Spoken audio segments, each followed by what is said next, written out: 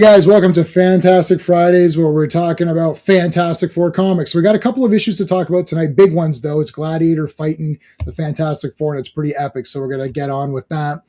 I want to give a quick update as to what's going on. So next week, it's Secret Wars week. So a lot of these comics that we're into right now with Fantastic Four and Avengers, they're starting to bleed in a little bit into Secret Wars. So I thought, let's take this opportunity to just do two streams. It's 12 issues, so we'll cover 6 and 6. So we might go a little quicker through them, but we will get them all done. I'm almost done reading the whole thing. I just got like one or two left. So that'll be on Monday. It's going to start. So Secret Wars on Monday is going to cover the first half of Secret Wars. And then on Friday will be the second half of Secret Wars. And we'll complete that in 1 week. But Tuesday will be Tuesday Night Terrorvision, where we're going to talk about John Carpenter's movie, The Fog. Awesome movie. So hopefully you guys can join us for that. That's on Wrestling with Horror, hosted by Pete. So make sure you guys check out the links in my description so you can subscribe. Wednesday, the return of G.I. Joe, A Real American Hero. And I read these about 2 or 3 weeks ago, so I don't remember anything. I remember Snake Eyes is in it, I guess. So I'll wing it. I'll wing it on It'll be Wing It Wednesdays. I'll wing it on Wednesday. I've got a bunch of panelists who are gonna help us get through it. So there you go. That's all next week. Easy week because I've already read everything. So I'm gonna start reading. I've been reading the Hobgoblin issues of Spider-Man, and I've been reading some of the Thor Epic collection that was the Walt Simonson one that was recommended by RR. And I've been reading Doom 2099, which I really liked. I read the first 4. They were solid. So I'm on to issue 5 now. Seems pretty cool so far. So we'll see how that goes. Okay. So anyway, all right. Let's thank the channel members. These are the Super Friends. So we thank them at the beginning of every live stream. Thank you, guys. We always do a special thanks to Clobberin Times, who was our buddy who we lost a couple of years ago. He loved the Fantastic Four, which is why I put his picture next to Ben Grimm, his favorite character. So you can put a CT in the chat to honor his memory. If you knew him, if you didn't know him, you can trust me. He was very cool. His channel is still up. So you can go to his channel and see all of the videos. They're still there. So if you want to get to know him, that's the best way to do it. In that case, thanks to all the Super Friends. There's lots of great stuff on the Super Friends Drive. If you are a channel member, go to the Drive and just get whatever the heck you want. There's lots of stuff and it rotates. So there you go. Okay, let's bring in some of my Super Friends to help me get through this. Hey, Sean. Hey. We're back. All for 4. There's 4 of us. There's 4 of us today. That's great. RR can be the Invisible Girl. All right. No, he could be Ben Grimm. I think I'll be the Invisible Girl. I'm all right. I'll take the. Oh yeah, you don't want to be Reed? No. I would be Johnny Storm. I think. But no, you could be Reed Richards. You got the blue. You got blue on. And then Steve. And Steve could be Human Torch, right? Hey, we got the. We'll have. He's got the orange on. No, I was guessing we got the race swapped Human Torch from. Yeah. I don't know. My skin is sort of orange today, so maybe. Yeah. Well, yeah. You'll be race swap Reed. Race swap Reed. You can't be the Thing. You're the skinniest of the lot. You're the skinniest of all of us. You can't be the Thing. And you have no heart, so I don't have a heart. Yeah. No, we can't. We're dead. We're dead. We're dead inside. I don't care anything. Man. All I care about is my toys or whatever. Okay. Let's bring our other hosts here. We'll bring in Johnny Storm. Johnny Storm. You ever play roulette? Always bet on black. What's up? Steve B. Jordan tonight. Yeah, your Michael B. I don't know what the heck. Why was that guy in that movie? He certainly didn't need to be in that clunker. Like the guy had a better. I guess he thought it was good for his career. Start somewhere. Yeah, he had to go for his career. It just seems so odd that he became so huge and being in that really stinker movie. That's actually just like a stinker movie. Anyway, it just kind of sucks. No, Like, it's boring and crap. It's like, is there no oversight? yeah, it's worse than it's worse than even that new Fantastic Four. It's like way worse. It's just so weird. A naked thing. I'm gonna check and see if Josh Trank recovered from that. Yeah, what did he do after? No, he's still everyone's punch bag. Right? Punching bag. Yeah. All right, let's bring in RR so we can get her going. Well, hello, Mr. Fancy Pants. Hey, R. Oh, hello. What's Hope up? you're feeling a bit better. I know you were a little down. You're gonna cough. Of course, after I ask you, I'm feeling fine. Yeah. I've risen from my deathbed just to make a special appearance, and I'm really sorry because, of course, Fantastic Four 250 is such a boring issue. There's no cameos by established superheroes, no action, no mystery twists, no use of Reed's genius to solve an unsolvable problem. Just nothing. I am so sorry. It is such a nothing issue. We should just leave and go home. It's just Yeah. Well, that sums that up. So we'll be back for 222 or 252 and this entire thing is like a mega battle. It's a special 250th issue and actually is special. I'm not dead yet. Yeah. I'm getting better. Well, we're glad you're here. I will say this, that as a kid, when I saw this cover on the spinner rack, I was like, oh my God, I've got to get it. It was one of those oh my God moments. Yeah. Because everybody that's in Byrne drawing the X-Men again, right? Yeah. It's amazing. This is pretty crazy. This is pretty fantastic. Really crazy, really crazy lineup here. And there is like a little bit of a twist. It's a M. Night Shyamalan co-written or whatever. Why don't we throw in a twist at the end of this one? Oh, okay. Well, then we'll do that. But I saw your text, Sean, so I'll take a look. I don't know where it's going to be. There's no date. There's no showtime, but so I'll keep an eye out for it. Yeah. But like, I might go alone to Landmark.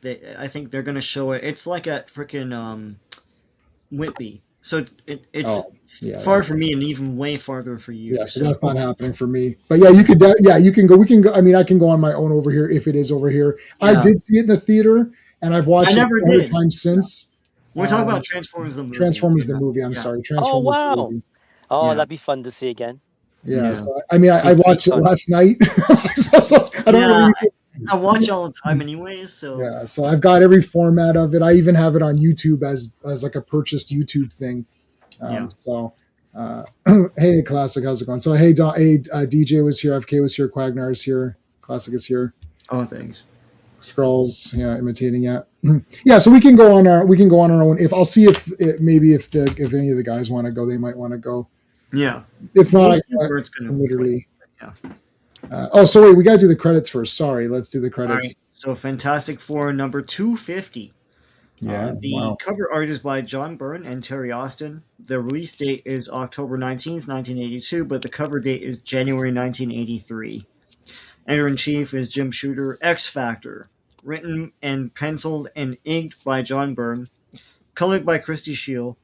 Lettered by Joe Rosen, edited by Jim Salicrup and Tom DeFalco, and then there's like a pin-up with John Byrne art and stuff.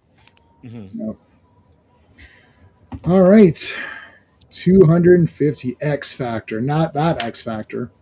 No, there's Spider-Man. Now, since we've been doing the Todd McFarlane Spider-Mans, I'm all like, where's the 400 strands of web? This is weird. Like, how is Spider-Man even swinging? Oh, there is a strand. There's one strand. It's like a hair. It's just a line. How come there's not 400 strands of web on here and all intertwined? Byrne was about meeting deadlines, so. Yeah. Well, at some point soon, he starts work on Alpha Flight, right? Yeah. So, is it 83 or 84 he starts work on Alpha Flight? I think it's 83. Yeah, so his time is like there's a lot to say about the saga that's going to start after this issue. When we get to 251, that's the start of almost a Star Trek run. Yeah, negative zone. Oh yeah, I mean it's a saga in itself. Like it's a lot. It's quite a multi-arc issue story. It's great, but very very heavily leans into the science fiction. which is cool. I think Byrne is taking cues from Superman 2, Yes. the film, in Yeah. this issue. Yeah. Yeah, there's a Gladiator, Superman. Well, that's Yeah. Yeah. I don't. What do you think? You know, I like his Spider-Man, but I'm not loving his Spider-Man. I don't know I don't know what it is. This is when he's beginning to make him skinnier again. If Oh, you're cutting out, Steve. No, now you're muted. Can't hear you, bro. Can't hear you. Yeah, it just suddenly happened. And the sad thing is, he's saying the cleverest, most insightful bit of insight. Yeah, this is. not We even have is provided. gotta wait for you now because this is too good. how about now? Yeah, we can. Yeah, there you go. Okay, go Good. for it. Yeah, I don't know. Don't give me too much credit, RR. But when he was doing the that amazing run with Marvel Team Up, where he teams up with like Thor and Havoc, and it's written with Claremont, his Spider-Man is much beefier. Mhm. Right? So this is where he's starting to bring everything back to like early 60s. This is Andrew Garfield Spider-Man. Skinny, More Ditko. yeah, Ditko. Yeah, Yeah. it's Even Ditko. the thinner web, like the tighter webbing. Yeah. I don't mind the eyes. Is the navy always that dark, like the blue parts? Is it always that dark, or is it No. just looking extra dark to me? No, it's extra dark there. I Yeah. like the colors though. If you can hold on a second, because I have some of his stuff here from those Marvel team ups in one of these. Yeah, hold on a second. I'll make you full screen. Ooh, like the Red Sonja one. Yeah. So, like that's how he used to draw. Let me see if I can get the right. Tip it towards us. Yeah. That's right. There You you see- go. Oh yeah. Okay, Yeah, that's- okay. How much thicker he is. Yep. Mm. That's right? cool. And not as much shading. So it was more of like the Ross Andrew version. I do now the eyes. You see how they touch the end, like there's no red around the eye. The eye goes to the full of the head. Mm. I don't like see even in all these scenes, like see there's no red. Like you'd think that the eye, it's like a very bold outline Yeah. of the eyes. I don't know if I don't mind that, but I like to see some of the red because then it looks like it just becomes black behind him, and that's not really the case. Yeah. So Spider-Man comes up on the scene and finds this like noodle. What is this thing? Holy shit! It's attached to Mr. Fantastic. Good thing he didn't pick up in the wrong area. Like, what is this? Oh my god! So shoots the web, comes out, finds. He basically follows. It's like a maze. He has to follow where the it's like, okay, oh, there's the head. There's Mr. Fantastic.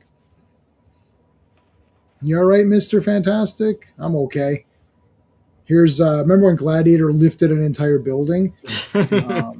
So his powers, is it tactile telekinesis, or like is it feels like it's like Connor from like the Superboy Connor Kent, not No. Kal-El Superboy or whatever. That's part of the twist. I don't want to give that away.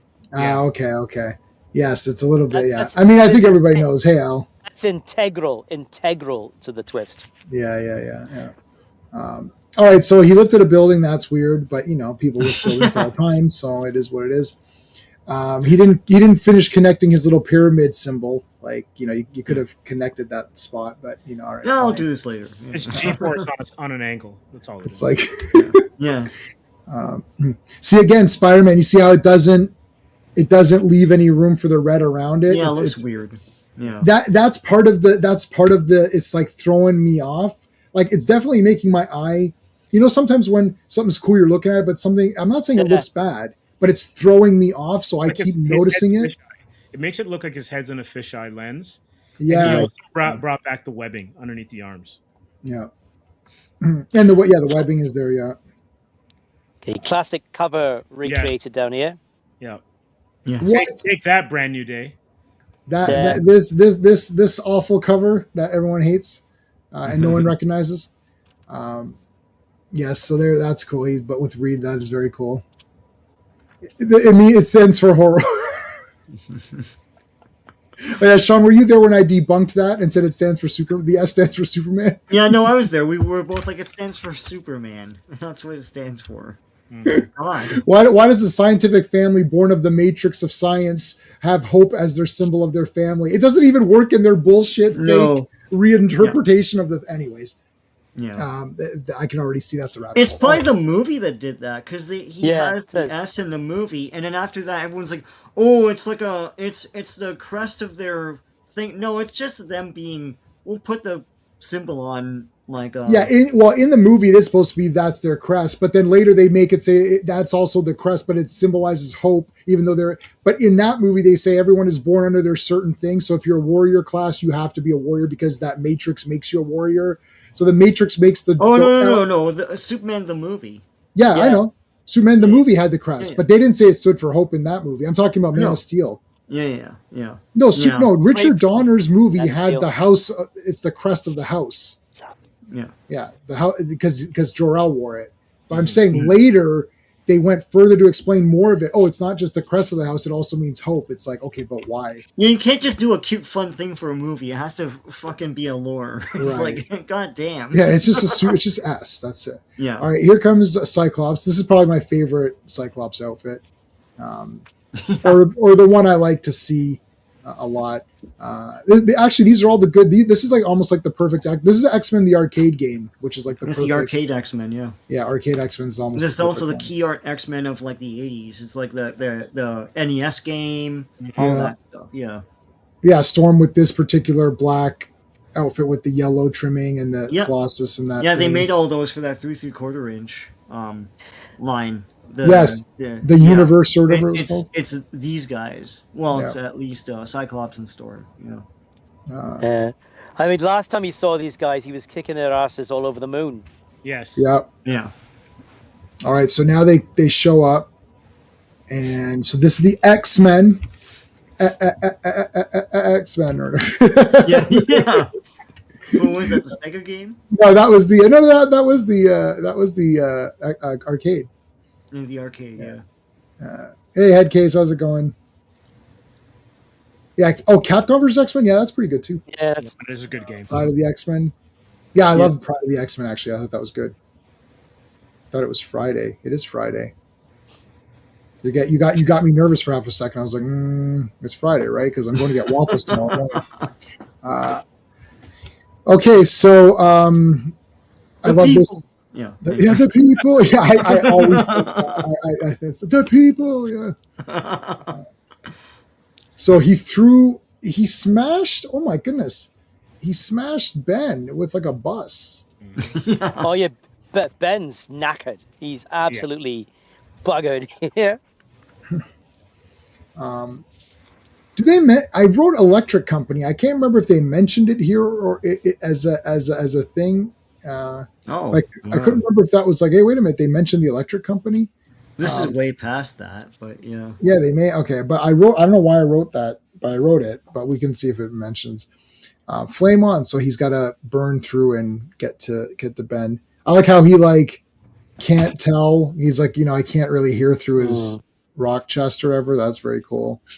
I like that his concern is like they fight each other, but obviously they're a family, so they're always gonna. Yeah, Franklin calls him Spidey, and then There it is. I let the electric company call me Spidey. Oh, okay. I like that. That's a nice meta. Byrne does a lot of meta stuff. I mean, even Byrne himself appears in a future issue. So he loved the meta stuff, and it works. Mm-hmm. But Spidey, that term doesn't come from Electric Company, does it? I have no They had idea. the Spidey Super Story, so I don't know if it came from that. Yeah, but I feel like people called him Spidey before that. Maybe not. I'm thinking. No, you they know did what? by Like Stan Morgan Lee Freeman. would have. Yeah. Stan, I think did Stan Lee's? Did I just see something where Stan Lee's like, "Oh, I didn't like." He goes, "I shouldn't have allowed them to call him Spidey," or something. Oh. Someone can fact check that.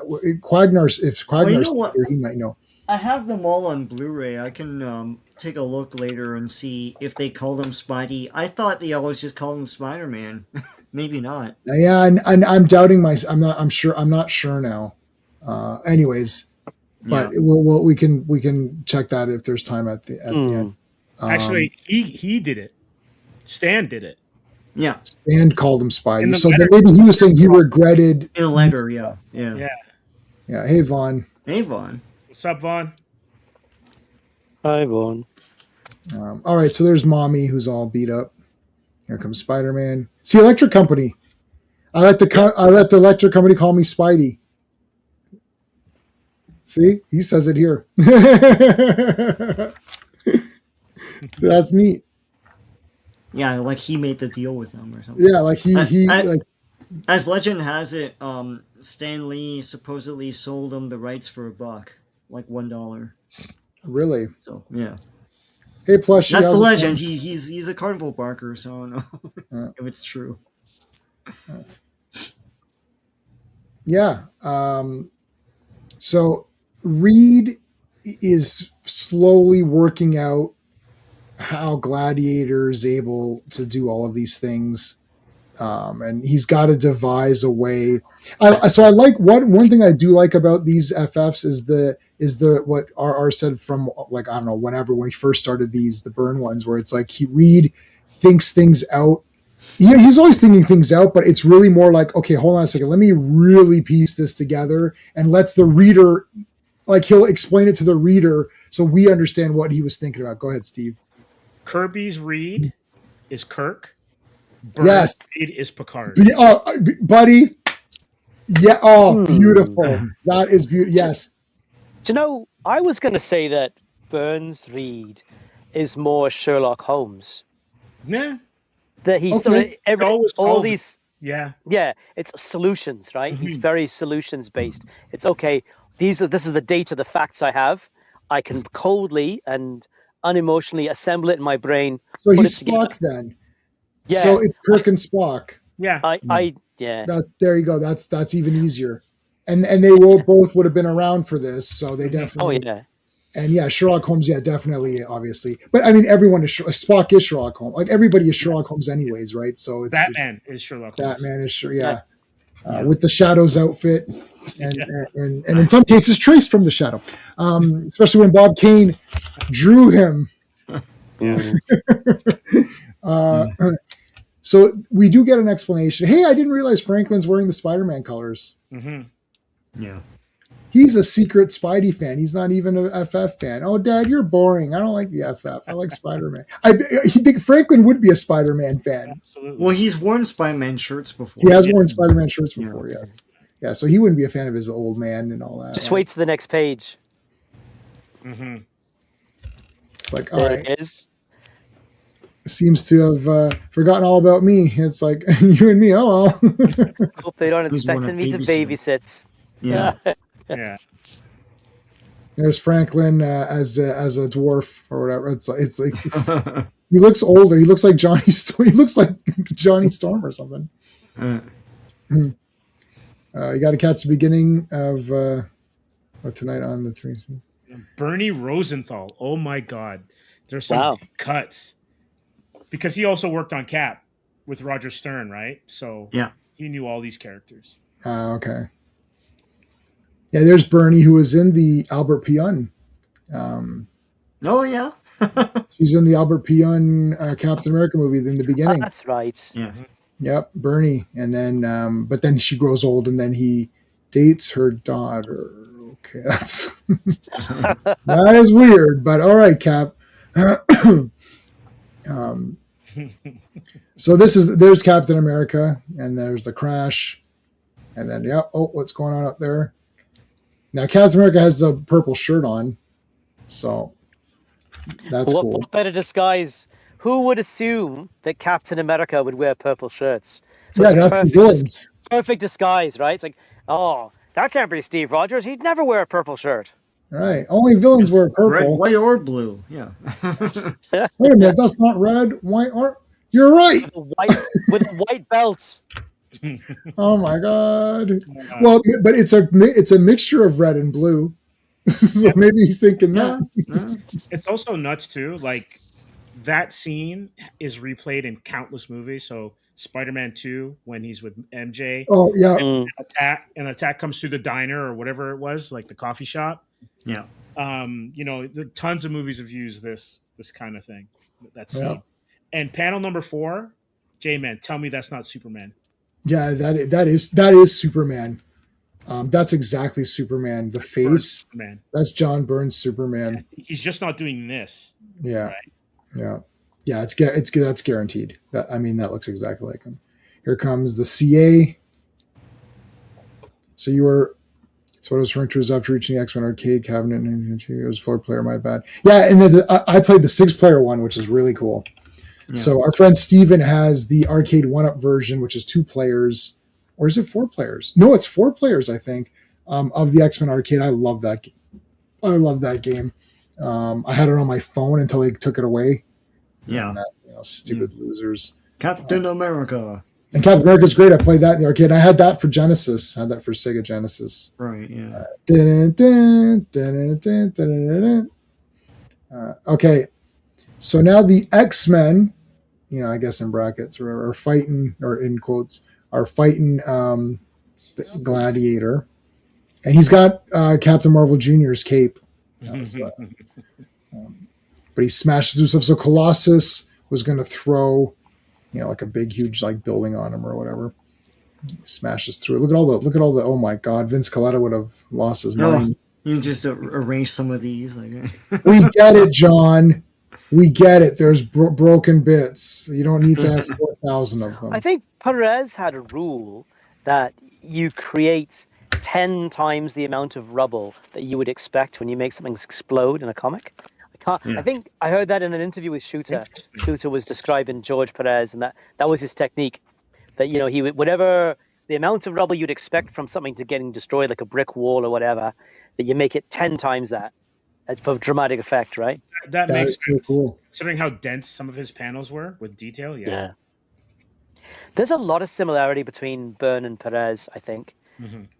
Not necessarily just in their approach. They had a very organic, naturalistic style, a lot of curves and round shapes as well as straight lines, and a lot of detail, right? So, and they were my 2 faves. Those 2 and Sal Buscema were my 3 favorite artists. Yeah. Because John Romita stopped drawing by the time I was really collecting. Mm.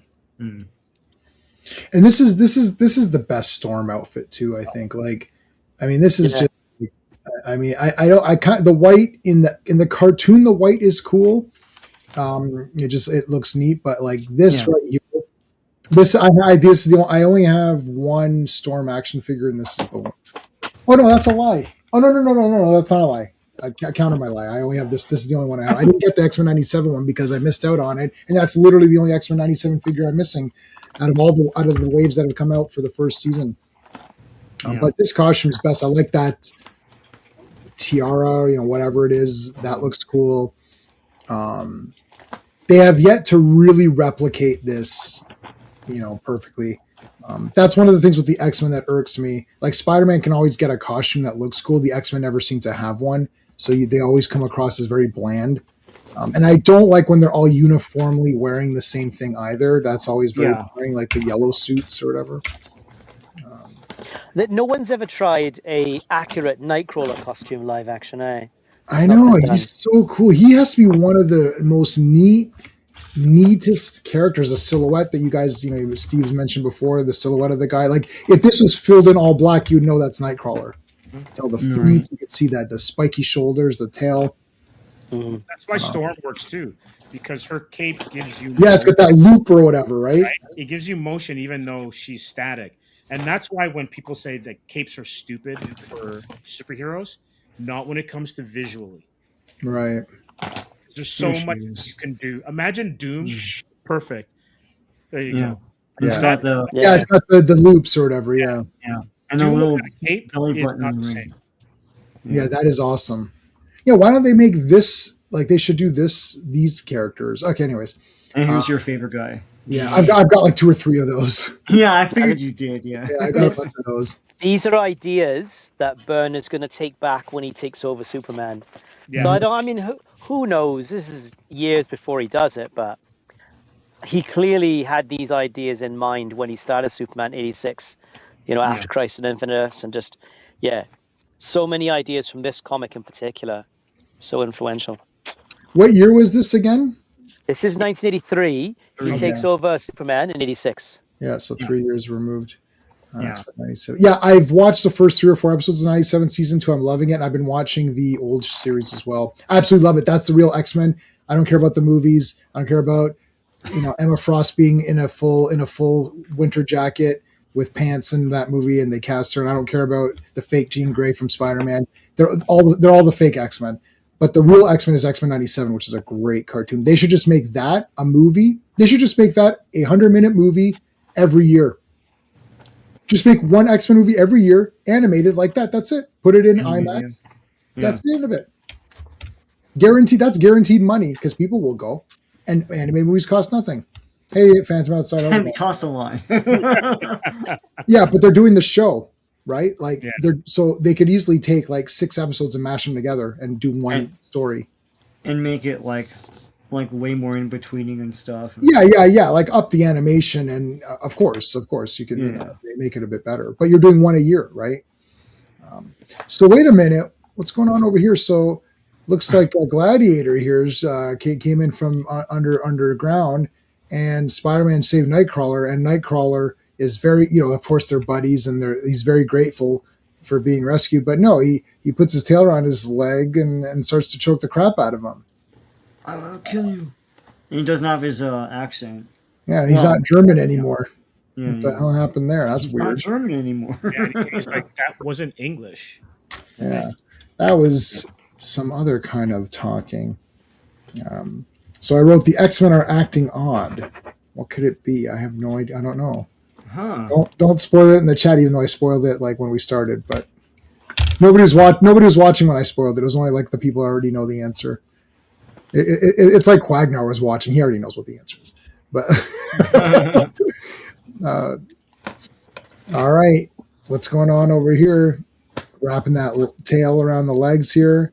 This is actually a pretty damn awesome punch, because this is another cool thing that doesn't happen anymore. I think John Byrne is very good at getting into a character's, not psyche, I guess, but like, how would they fight if they were that character?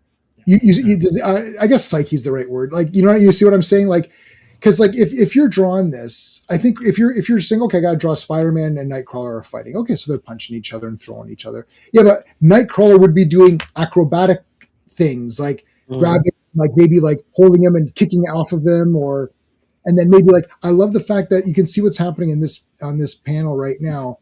You see how the eyes are different? We'll talk about that in a second. Mm-hmm. But it's like he leg wrapped him with his tail, and then he's punching him. He's double axe handle punching him. So that's like, he's keeping him there because it's like, that's going to knock him, but he still got him on the tail, right? It's very cool. One of the best things in the fake X-Men movies was in X-Men 2 when Nightcrawler in the very first 10 minutes that was like the best scene in. If you took all the X-Men movies and put them together, that's literally the best thing that they had. And it was in the first 10 minutes. And even my wife was like, hey, I like this Nightcrawler guy. I was like, yeah, shit, this guy's good, man. It's like, I never recovered from that scene. Watch if anyone who's seen last week's episode of X-Men 97. I haven't seen it yet, but I will watch it. Nightcrawler is the man. Oh my gosh, is he crazy in this episode? Is that the Exodus one? Yeah. Yeah, I'll watch them. I'm just waiting for them to bulk up a bit, and then I'll watch them as like a completed. There's not that many left, I don't think. Okay, this Spider-Man head is perfect. This is the real Spider-Man head. I don't know why it was weird, and it's got to have. You see how it has this curve too? Mm-hmm. Mm-hmm. That's the John Romita eye, right? That then everyone has adopted for like Iron Fist. Even Deadpool. Yes, Deadpool has that. Yeah, this is the real Spider-Man head. Like that's the real Spider-Man head. I don't know, it's perfect. Never go full German. Also, to the webbing in this panel here. This is why you said the Spider-Man head. The webbing also becomes wider. Yes, like what it is Yes. So it's not as closely cropped as with Ditko. And like I used to draw Spidey all the time. So the way that you knew the webbing worked, above the eyes, it's 3 to 4 going up, and below it's 2. Ah. I drew Spider-Man. I knew exactly. This is like Friday the 13th. I would always draw Jason's mask, and people always get the holes wrong. It pisses me right off. And I could tell a fake Spider-Man head from a distance. Like, that's the fake Spider-Man. It's just my interpret. No, it's that you didn't interpret anything. What you drew is the fake Spider-Man. So if you want to say that's the fake Spider-Man, you can sign that at the bottom saying fake Spider-Man. That could be your adjective. You could say fake Spider-Man, but this is the real Spider-Man. I know the exact number that it has to be. It was like a grid. It's like just like Pinhead. He has exactly. I think he has 108 pins, and they had to be precisely pinned. Jason has 13 holes in his hockey mask. They have to go exactly where they need to go. You can't, and I still know to this day where they need to go. You could quiz me. We'll do it. We'll do the fake. You could give me like 20, and I'll tell you the fake ones. It's like, this is the real Spider-Man head. It's got to be that thing right in the middle, and the eyes come up. It's got that little curve, that good thickness. Thickness is pretty good. Mm-hmm. Oh man, Captain America just standing there. That was an epic entrance. Oh yeah. I think John Byrne also knows how to see. You know what the thing is? This guy likes what he's doing. That's it. That's my statement. It's also classic storytelling, right? Where, and you know it even in movies, especially like westerns, the entrance, like manga does it amazingly well. Oh, big time. The first time you see a character and they're doing something where they have their powers, it is a shot or a moment that you remember. Right. You get a Dutch angle, or the lighting's a certain way. Like, it's just cool. So look at so Captain America entered here, and then you kind of forgot about him a bit, right? You're like, oh yeah, these guys are fighting. And then just when when the shit's going to go down, here comes boom, Captain America. They did this. This is actually where you get your hell yeah moments. Yes. So, you know, it was a hell yeah moment as an example in Ninja Turtles, the first movie, the live action Teenage Mutant Ninja Turtles.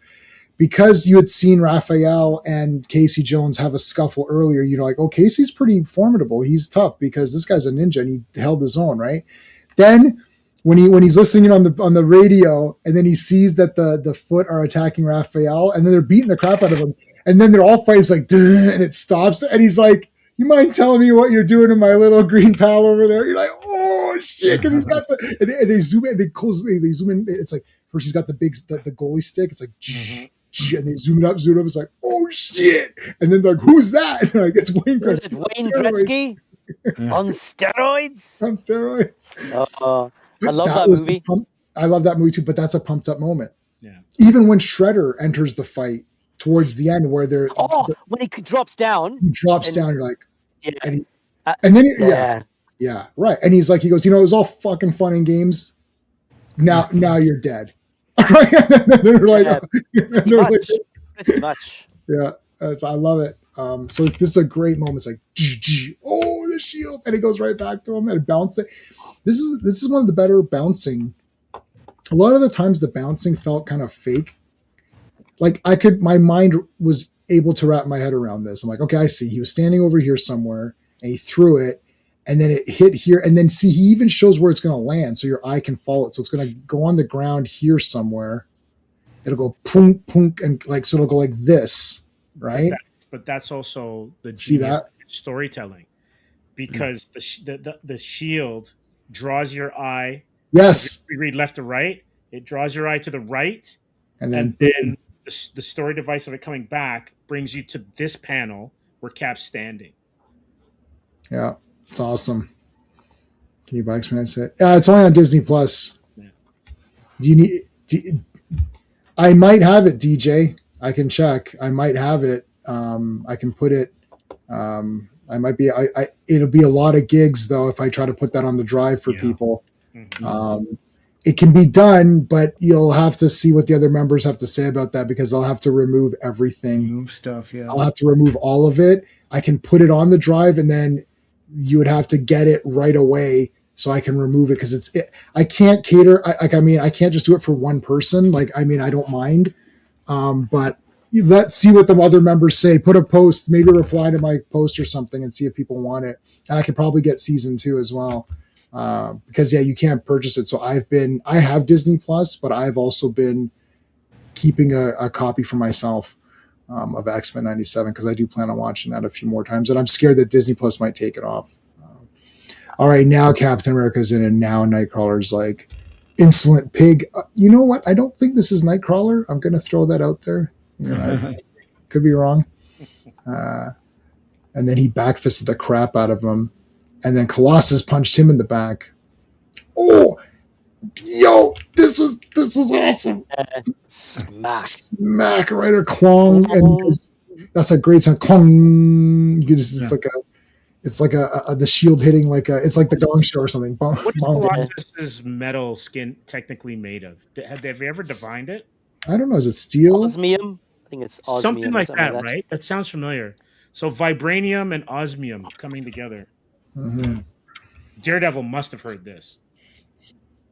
Oh yeah. Bing. Let's have a look. Back.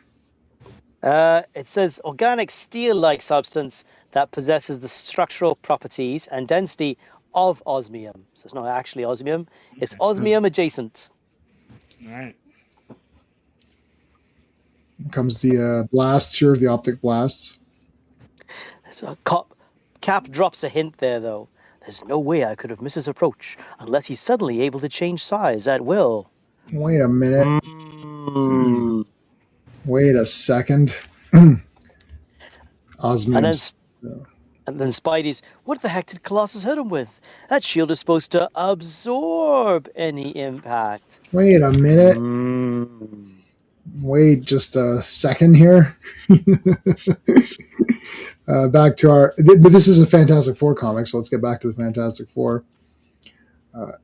So it's like I like they're kind of buddies. Yep, I helped you out. We're good. The blue-eyed thing. Now he punches the bus off. Get the bus off or whatever. Buzz off. Bus off. Bus off. Classic. It's Cloudburn time and Flame On in the same page. Yep. That is very cool. Both lunchbox worthy. Yeah. Yep. Yeah, that's a lunchbox right there. Man, the lunchboxes were awesome. And my lunches were pretty kick-ass, I have to say, as a kid. Because my grandmother would make it for me. She'd always give me those Croatian wafers, Napolitanke. And it's like I would have really nice Croatian wafers. I had all the versions of them, and people would like trade me food for them and stuff. Nice. Because it was like it wasn't that unique, but anyway. Yeah. Alicia gets a cameo. Yes. Yeah, I remember her. Making her sculptures. And she crushes the thing head or whatever. Yeah. Do Yeah. her fingers not sink into it? Yeah. Yep. That's her frustration. She's like, can't we all just get along, kind of thing. Yeah. I mean, she's tough. It's tough. It's like, all right. Reed is concocting a machine, which is going to help. And With Sue's machine glasses. That is exactly what they do.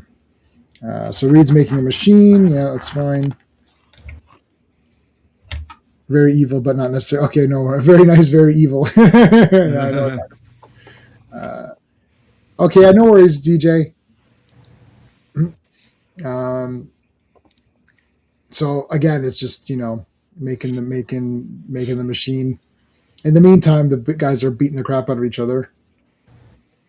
So now it's the X-Men versus the Fantastic Four with Captain America as the tag partner.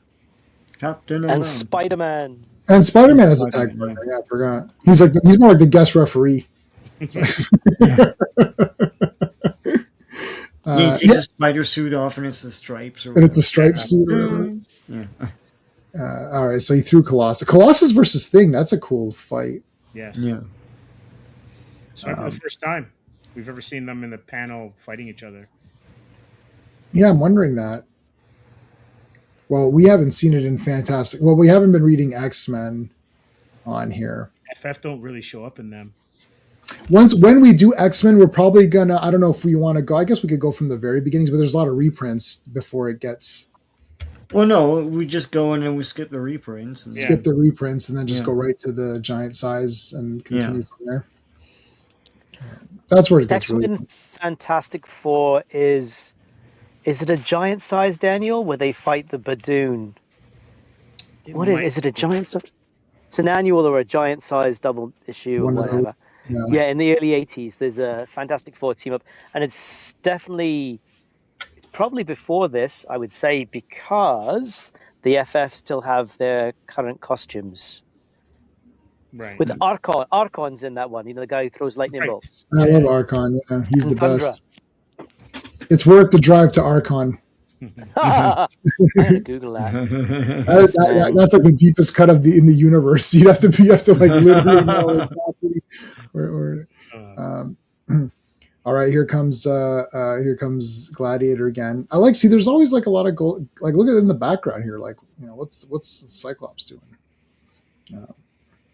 All right, so Spidey's getting out of the rubble, and now he pulled the Superman 3 going through the car. When in one guy came out another. Yeah. Yeah. Spidey makes an astute observation here. Wait a minute. How did Nightcrawler turn into Angel? Could he do that before? Wait a minute, I figured it out. They've been the same guy this entire time. I mean, he X-Men says annual. something like, was he hiding behind that car the entire time? X-Men Annual number 5, 1981, written by Claremont, drawn by Brent Anderson. That was the team up of these X-Men with Fantastic Four. And then there's 1987, there's Fantastic Four versus the X-Men. So those are all in X-Men books then, because we haven't seen those. Yeah, the 81 X-Men Annual number 5 is an X-Men book. And the other one, Fantastic Four versus the X-Men, I think that was his own limited series. I think it was like 4 issues. Because Yeah, so Magneto's in charge then. Drawn by Mark Silvestri. No, it says written by Chris Claremont, art by John Bogdanov. Oh, Bogdanov, that's right. It's a 4-issue miniseries, right? Yeah, I think so. I have those signed. Yeah. Oh. Oh, wow. Yeah. Wow. Yeah, there's one where Magneto is putting on his helmet. It's a great cover. Yeah. Yeah, is that with his sort of pink costume? Yeah, but the still the pink red helmet. one. Yeah, Yes. because there was also X-Men versus Avengers around that time too. That's Silvestri. And they, That's yeah, you're right. I never liked Silvestri on X-Men, to be honest. I mean, a lot of people did, I guess. It wasn't my thing. Yeah, Anyway, I wasn't buying it. I had stopped. I think I'd stopped by that point. My X-Men run. I stopped around 2 in the early 200s, so that was like still Romita Jr. I think. Romita Jr. That's before the Morlocks, the Morlock massacre, the mutant. That actually the mutant massacre is why I stopped reading X-Men. Right. I thought it was very exploitative. Like, you remember the death of Robin thing? Yes. That really put me off Batman for a long time, because it was a very ghoulish kind of promotion, and the mutant massacre was almost as bad. Anyway, This voting thing, yeah, that's nonsense. I want to say that guys, thanks for joining us. If you're enjoying this stream, please hit the like, and if you're not enjoying it, hit the like anyways, because you're here. Make sure we're streaming this on all of our platforms. So my channel is JMan77. So check to make sure you're subscribed. Hit the notification bell. You know when I go live. Sean's channel is Decepticon77. So the link is, if you're watching on my stream, you can see all these links. They'll be in the actual chat. If not, you'll have to kind of just note them down. And then Steve's from Comics Asylum with an X, Comics Asylum. So check out his channel as well. Make sure you're subbed up. I saw Stevie just hit 2,200 subs. Yes. So that's good. Thanks to everyone out there for that. Appreciate it. Sorry, but you never liked Angel. You never liked Angel? Well, oh well. I like Archangel. I don't. Angel, yeah, he's okay. He's just the X-Men. The original X-Men, and Rob Liefeld calls them arm casters and temple touchers. Like, they cast their arms and things happen, or they touch their sides, and it's like, that's it. Like, there's no excitement to the way that their powers work. It's not like Fantastic Four, like Sean's always point out, they're visual people. Like, you're like, oh yeah, shit. Like, except for Cyclops, who shoots something, everybody else, it's like, Professor X puts his, I'm doing my mind thing, or Jean Grey's doing her mind thing where she's like moving things around. It's like, it's like Angel just Iceman, flaps his Beast. wings. It's like Iceman, like Beast jumps around. Like there's not, like, Captain America throws a shield, runs up and punches you, and then jump kicks you, and then the shield returns to him. It's like, where's that? Like that kind of dynamic isn't there. Not till the next iteration where there's Wolverine with claws. Archangel now has razor wings that shoot shit out, right? Like everyone, Colossus like runs up and punches guys with his armor. Like he gets Beast armor. looks like a beast. Yeah. Beast actually is a monster now, so he's scary. Doesn't have these big hands and feet. Like Yeah. It's like a hobbit or something. And Nightcrawler, when you think about showing movement, Yeah, he's awesome. Teleporting is a very interesting visual device. Yeah, the teleporting plus like the limbs and grabbing stuff. He has a sword too, which he also uses with his tail if he needs to. Which is awesome. That is awesome. Using it with the tail is very cool. All right, so Spider-Man's back up. I don't know what the heck's going on with his arm there. It looks like it's like my broken parachute man or something. He's double jointed. Yeah. But he is actually double jointed. Yes, yeah.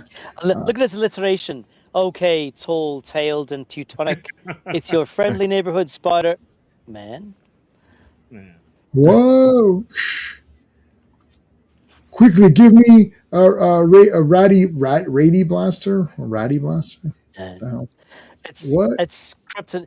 Give me the kryptonite. Yeah. Give me the kryptonite! Hurry! That's what it is. It's kryptonite. It's Gladiator's kryptonite. Right. She nailed him pretty good. Well, they both do. It's a team. It's a team, yeah. It's a team effort. Kryptonite. No, not kryptonite. There's Angel and I mean, Human Torch could obliterate Angel, right? Like Not this one. not this one though, because it's the fake. Does a big kick in the air, punch. I mean, do you know why? The reason though they've chosen to assume the X-Men forms is because Gladiator perceives the X-Men as allies, right? Yes. So he's holding back. He's not trying to kill them. Whereas if he thought these were not really the X-Men, and if they were some other creature, he would not be so restrained, and this fight would probably be over. Mm-hmm. So it was a very good call on the decision on the behalf of the antagonists to appear as the X-Men. Yes, that was smart. I don't know why they decided this moment to take a bath, but okay, fine. But they're in their bathtub. Why don't we take a bath before the battle? Get cleaned up nicely so we, show up smelling nice and fresh. It's like I like the very early '80s like seating there. It's with the piping and yes. Wasn't you almost feel it. You feel what vinyl would feel like. Yeah. Yeah. I think it'd be leather or vinyl. Yeah. No, he's not Captain Marvel. Marvel? No, he's not Captain Marvel. No. He's Superman. Gladiator. I don't know. He's basically Shi'ar, right? He's a Shi'ar, yeah. With he's the leader of the Legion of Superheroes. What's the girl's name? Deathbird or something like that? Yeah, that's right. Something like that. Yeah. Deathbird, I think. If you like this character, they did a Marvel Legends version 2-pack, and I think it's Deathbird or somebody like that comes with them, and it's absolutely awesome. I can't buy everything because I'm getting Transformers, but if you're inclined, it looks very good. All right, here comes Reed and Sue. I also like the little touch of showing the wind going through Sue and Reed's hair, even though Reed's hair is short. Yeah. They were like Nightcrawler. Yeah, could be. You gotta say, I love. So one of the things I love about this version of FF, and this is, Kirby created them, and he started this. This iteration of FF, particularly Reed, is decisive.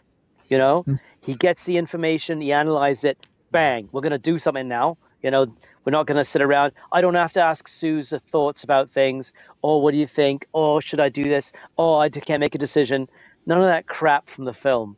This is Reed, right? I know what to do. This is what we're going to do, and this is how we're going to do it. Because you got to think, his IQ is double everyone else's, right? Yeah. I mean, he's slowing himself down explaining stuff. Right. Yeah, his IQ is like everyone else's QI. Mm-hmm. Yeah. I think his is supposed to be around 270, I think is supposed to be. So he would be as smart as the rest of them probably put together. Ever since you said that, there's a thought, make it 10 times worse. I'm now seeing it everywhere. I'm like, oh my God, you're so right. Like it's explained everything. It's like, yes. Colossus with a torn shirt. It's like, oh, he kirked. He got the Kirk treatment, the big torn shirt. Dun, dun, dun, dun, dun, dun, dun, dun, dun, dun.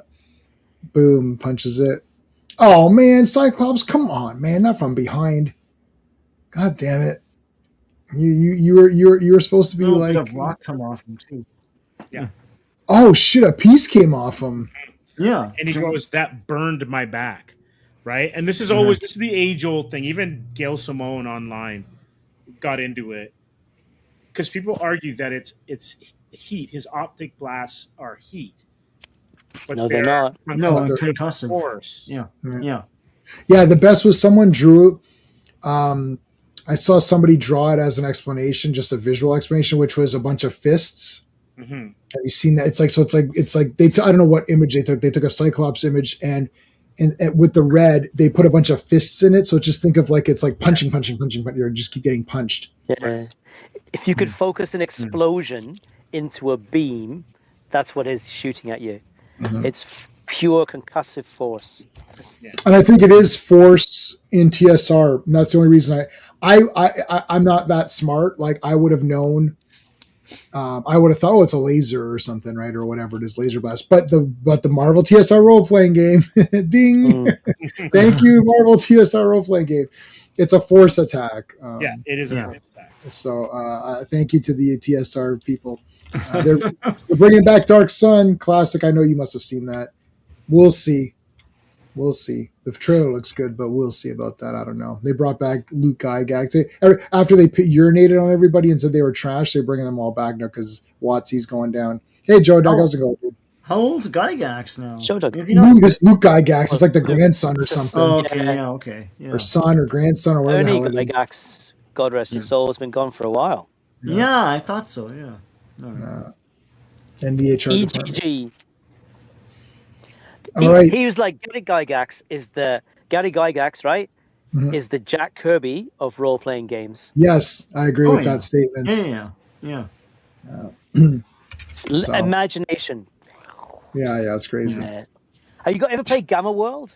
Yes, I have played Gamma World. In fact, Sean has played Gamma World. That was one of the last things that he played when he had time to play games. That was one of the last ones he played. I've got a PDF of the original rules. I've got them all, baby. In the friends drive. Gamma World was awesome. Peak. I love that. Yeah, you put them in the drive. Go ahead.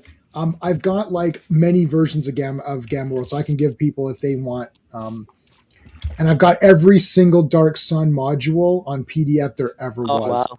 I have everything. And I have all the novels because I used to read the novels. I've got my original novels from that time. They're right there. They're right in that room right there. I love them. I love it. It was an age undreamed of. It really was. It really was. It was imagination run wild and anything was possible.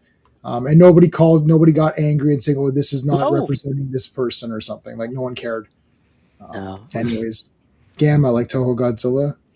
That's Gamera. Yeah. It's role-playing game from the early 80s. As dying, but yeah. Yeah, it's a role-playing game, Al. Put it on, RR. Al, grab it, Al. Put it on. After the stream, when I get a chance, I will. I'll put it on. Yeah. Okay. They're having their battle here. Angel grabbed a piece of whatever the hell this is. Oh, you're being a dipshit? Okay. So you're being yourself. Okay, is what you're saying. I was being myself. Okay. It's okay, Al. We're just joking. It's fine. Okay, we're just joking around. I don't accept your apology. How's that? Now it's wow, Angel's really mean. I think something's going on here. But he ducked out. Shitty don't nailed know. Cyclops. How'd they get that past the comics code? Goodness gracious, look at that. Well, there's no blood, so Yeah. Yeah. Yeah, what the hell? Just a flesh wound. Just not a scratch. Yeah. Just a flesh wound. I've hurt worse. You liar. You liar. All right. Now Storm's coming in for the kill. And then, like, here comes Reed. Yanks him out of the way. I like this this getting up. You know, it's like getting up. Okay, this is it. And I'm going to do the big punch or whatever. And Reed's like, I don't think so. Yeah. Oh my God. I don't think so, Gladiator. What? You see, Gladiator? I've deduced the secret of your great power and your great responsibility. Sorry. And I've canceled it. Oh shit, he canceled them. Dude, 1983 canceled. That's we don't want your gray-skinned people around here anymore. Oh shit, Reed, whoa, what's going on? I always thought of him as more sort of purplish than grey, but oh well. I guess he's purple skin, sure, whatever he is. Lavender, I guess. He's lavender. Yeah. He probably smells great. Ah, for sure. We don't want your lavender skin around here. You can't do anything against me. Oh yeah? Nothing? Watch this. Like, nope. I'm gonna pick this iron this railing up and smash your head. Nope. I mean, Reed's dead. It's a good thing that thing works. It's like otherwise he's dead. But wait a minute. Well, we'll see who he's really attacking in a second. But this is pretty relaxed. I mean, like, anyways. So it's like, wait, what's going on? It's like, we lost Sean. Oh no. All right, so he's like, I can't hurt Reed Richards. What is happening here? What? Wait a minute. Why is there two Reeds? Hold on a second. There's two Reeds. What the hell's happening here? It worked. He's got a Kirby Tech hat. Yeah. Yes. It's the Doc Brown hat Yes. from Back to the Future. Oh, sorry. There you go, Sean. You're back. Yep. So he's got the Doc Brown Yay. hat. And it's like he goes, our subterfuge fooled him just enough to make him doubt his own power for a moment. And in that instant, I was able to knock him out with an invisible force field. Nice. Congratulations, Reed. You read this fella exactly. Captain America, what? It's like, oh shit. Yep. He thought he was fighting me, but it was Captain America. So Captain America was blocking Yeah, with his shield. with his shield, all that stuff. So that's how he was able to. It was obvious once I put my mind to it, Cap. Message. Right? So, okay. Although Gladiator clearly possesses superhuman physical traits, it was apparent that much of his power is actually psionic in nature. So he's like, he's what do they call them? Dark Sun, the insect guys, which I can't. I forgot their names. Anyways, his power is actually psionic in nature. Mental powers such as pyrokinesis, telekinesis, and levitation. Knowing that, all we needed was a scenario which would cause him to doubt his own abilities so that we could strike through them. So that's pretty good. So I used my thought projection helmet to generate an image of myself over our star-spangled friend. And when Gladiator thought he was striking you, he was actually up against Cap's nearly indestructible shield. Now let's deal with those MCU X-Men. He actually says that. That's very odd that he said that this early on. He knew that it'd be the fake X-Men. So Total Recall, watch hologram. Oh, yeah. No, but it wasn't a hologram. But the hologram was fake, though. Holowatch. Yeah, he had the hologram, but the hologram wasn't another person. This is disguising someone. Yeah. The hologram was just him, like a hologram, him not being there. How did Cap take the steel beam to the head and super speed punches? Well, The shield. I think he just held the shield up. Mhm. So he's just punching like this. And then, I mean, the beam, he just put his shield And up. I think it's explained by the Spider-Man panel because the punch, the shield absorbs it and kind of disperses the energy. That's Right. why he got punched. He shouldn't have been thrown back into a wall.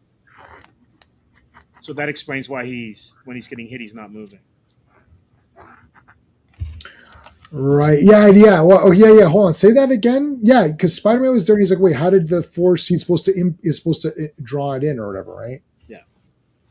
Mind and matter. Yeah. Mind and matter. Now why he's unconscious? Let's even his mohawk. Yeah. Clip the mohawk off. All right, you pieces of crap, Skrulls. It's clobbering time now. So he cracked him one. Nice. Ripped his boot too. The two flying people go after Human Torch. Oh, this is great. Oh. And the power stab seems to have faded. So let me go. Whoosh goes right. This is like Nibbler or whatever. What was that? Like one around. Or the light cycles and Yeah, I was thinking Tron. Tron, yeah. cycles. Oof, and they smash into a wall. Nice going, you dumbasses. Stupid dumbasses. There's the Skrulls in purple and green. Really, guys, could you be any more obvious?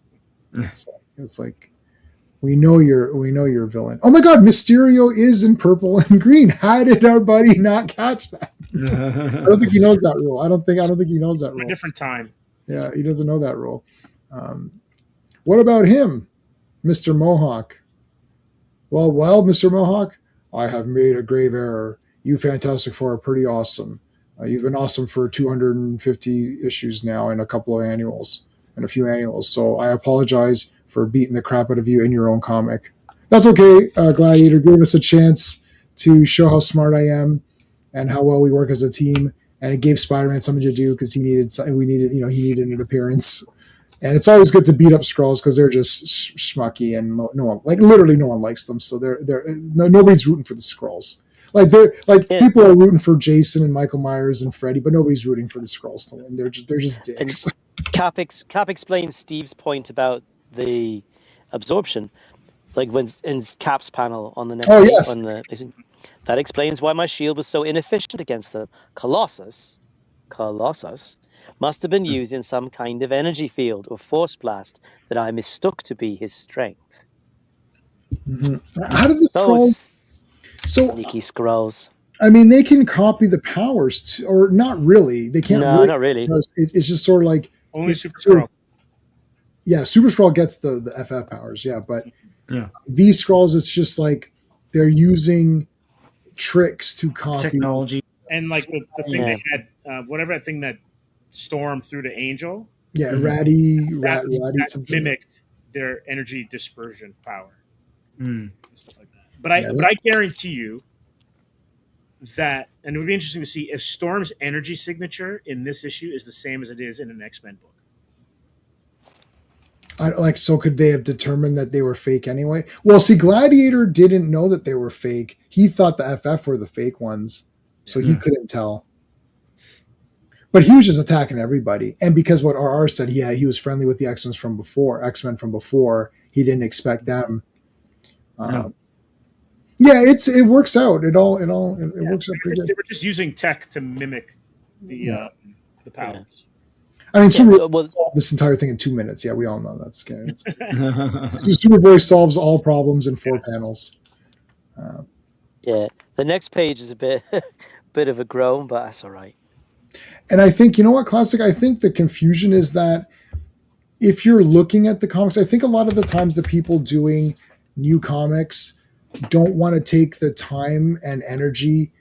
Well, we know that people making new comics don't like old comics. We can tell by the comics they're writing. But they're so lazy, they don't even want to take the time to go back. And so if they're like, I'm going to use the Skrulls in one of my stories, you'd think they'd at least go to Wikipedia and just do a quick read, like, what can the Skrulls do? They won't even do that. You're so right.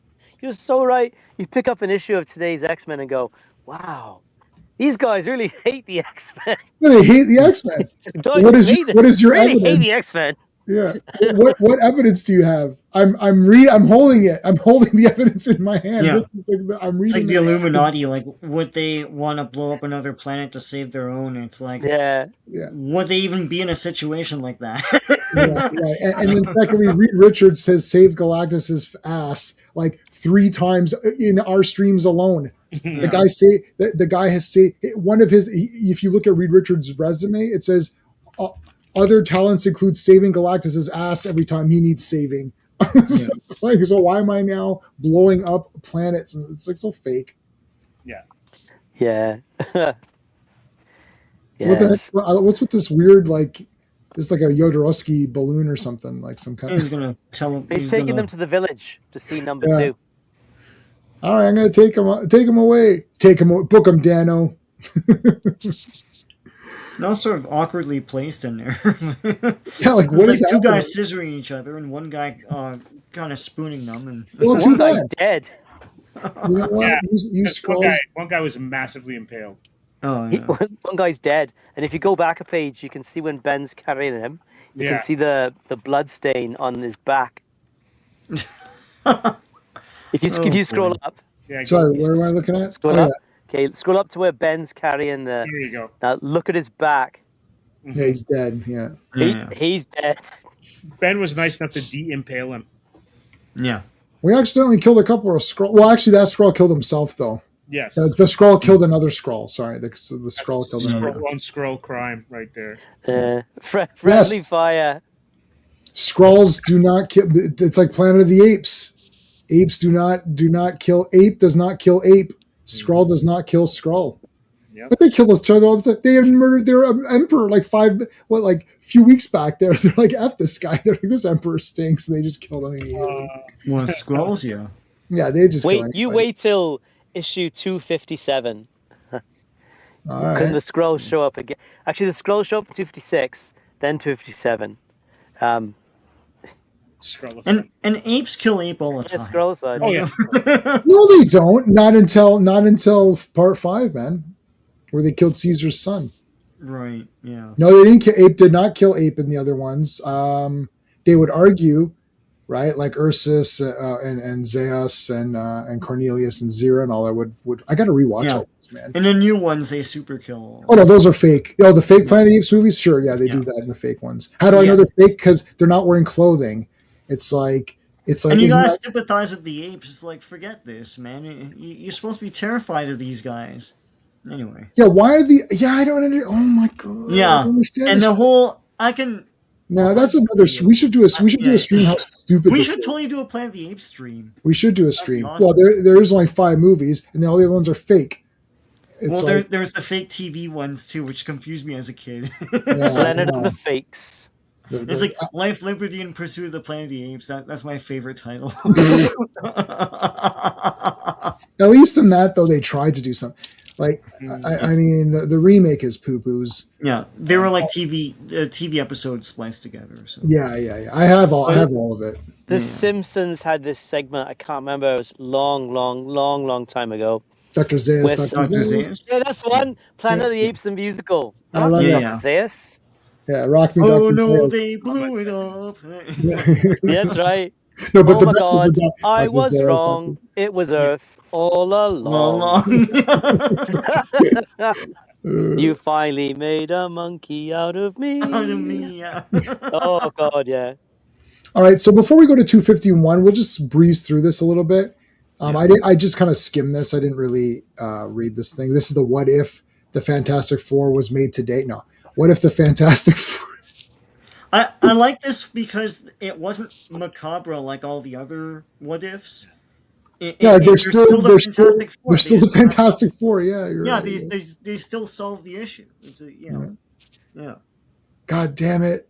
See, but Ben still breaks phones and shit. Pencil Ben, yeah. Except they're wearing villain colors here. Yeah. Well, they're wearing the what was that DC team? Challengers of the Champions, Unknown. challengers of the unknown. I Challengers was going to of say the champions of the unknown, challengers of the unknown. Hi, I'm Uatu. No, you're not Schwarzenegger anymore, buddy. You've completely. That's the Uatu that I remember as a kid. Yeah, but this is the I didn't know shit. he was a big muscle man before this. Yeah, but, this is the total shit one. I'm completely with Kirby on this. I'm not taking any arguments. The Uatu Kirby, Schwarzenegger was like clearly when I saw that Watcher when we started these streams way back. I was like, Yeah. holy shit, is that the Watcher? This guy's the best. And I was like, I'm like, but the TSR In the TSR game, he's pretty shitty. He's got like a stupid big head or whatever. And then I saw the real Watcher. I was like, man, this guy's awesome. And then that's the real Watcher. So this is the fake Watcher, but anyway, this is his cousin or something. Oh, this is Coy and Vance. This is the Coy and Vance of the Watchers. Yeah, he's off curve loading. You know that he passed away, right? Who? Coy? Either Coy or Vance passed away a couple days I ago. like those guys, man. Oh no, they got a raw deal. They did get a raw deal, and I like them. They were in the cartoon, so yeah, they should have had one episode where they all were together to solve something. That would have been cool. At least one. You know, they kind of said, "Oh, thanks for taking over, guys," and they just left. But it would have been nice to have one. Yeah. It would have been cool to have a Dukes of Hazzard Endgame. Yeah, that'd be awesome. He's off the cycle right now. No, I'm not. No, I don't accept that, Classic. I don't accept that excuse. This is the fake Watcher. This is the cousin. This is the cousin Watcher. Hi, I'm Uatu. Are you sure? Well, this is my cousin's off world.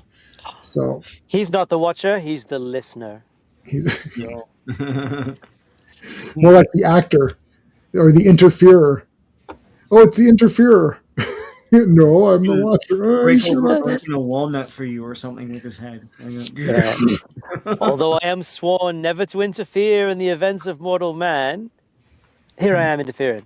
Yeah, I've interfered a few times. And again and again and again. Yeah.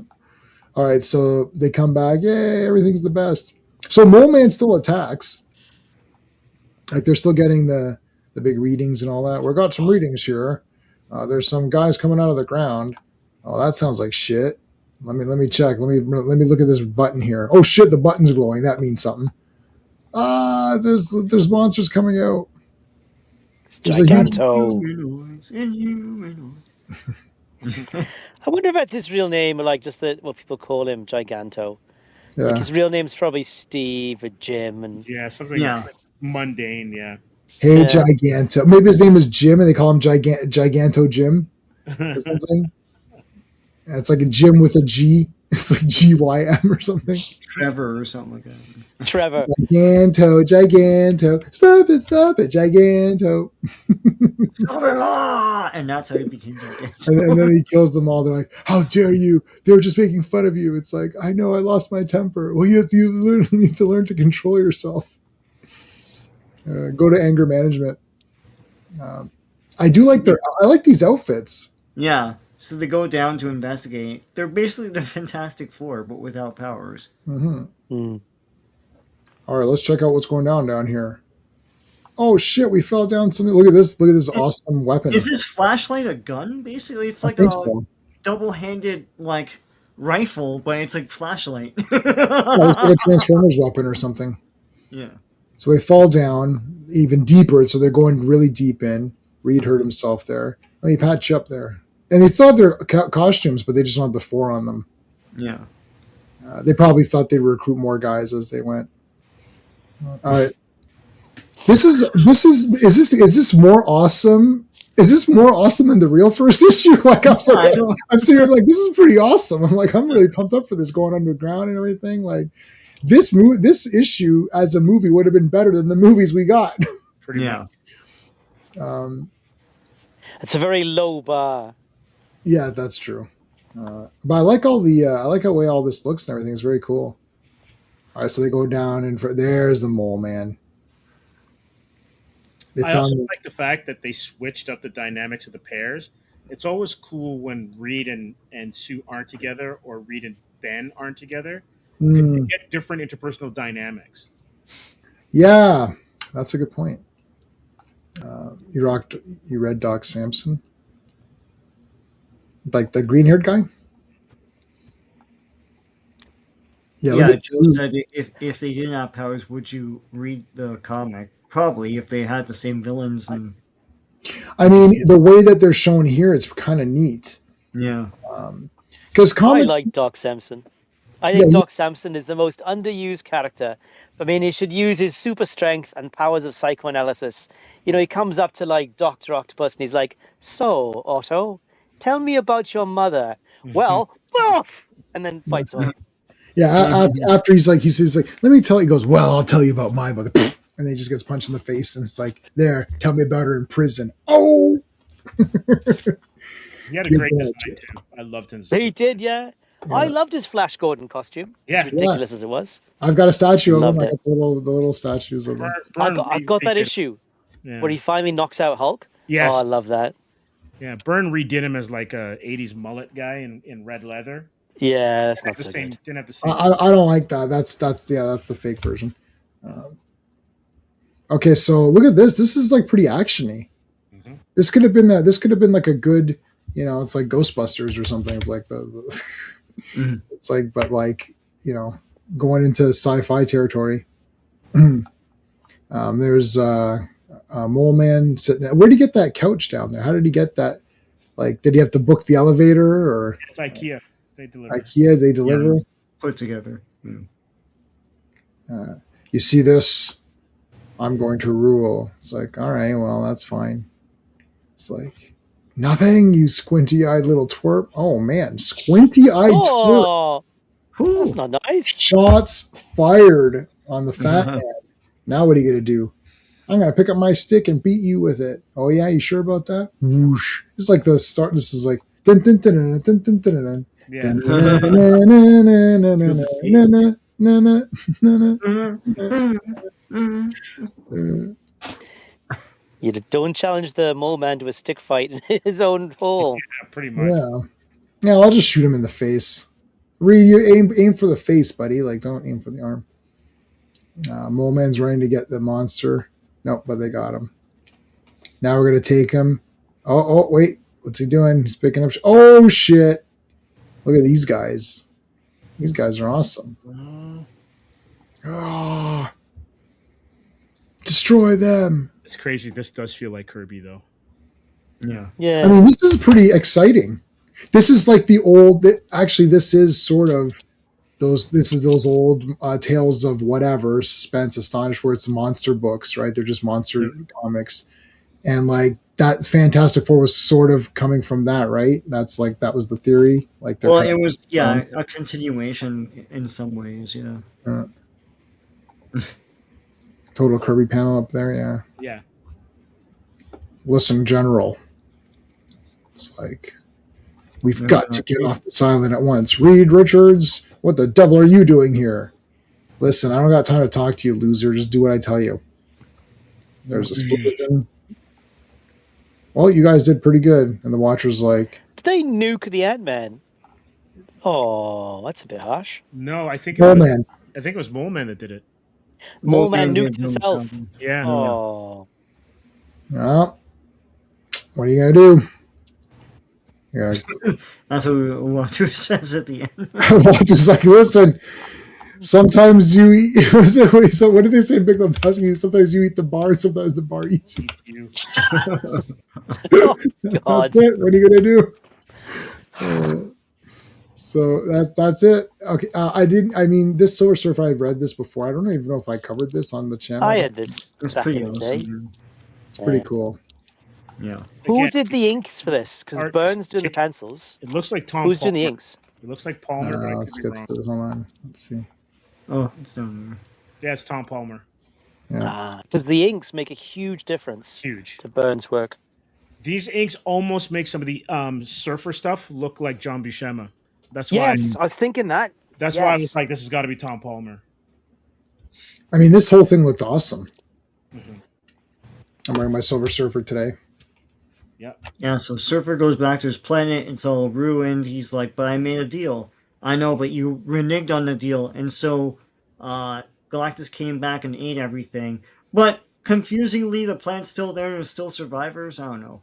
And Yeah. And also, Galactus isn't. I don't think Galactus would behave that way. Like, why is he being like a You a quit? dick over it? You quit? What do you mean you quit?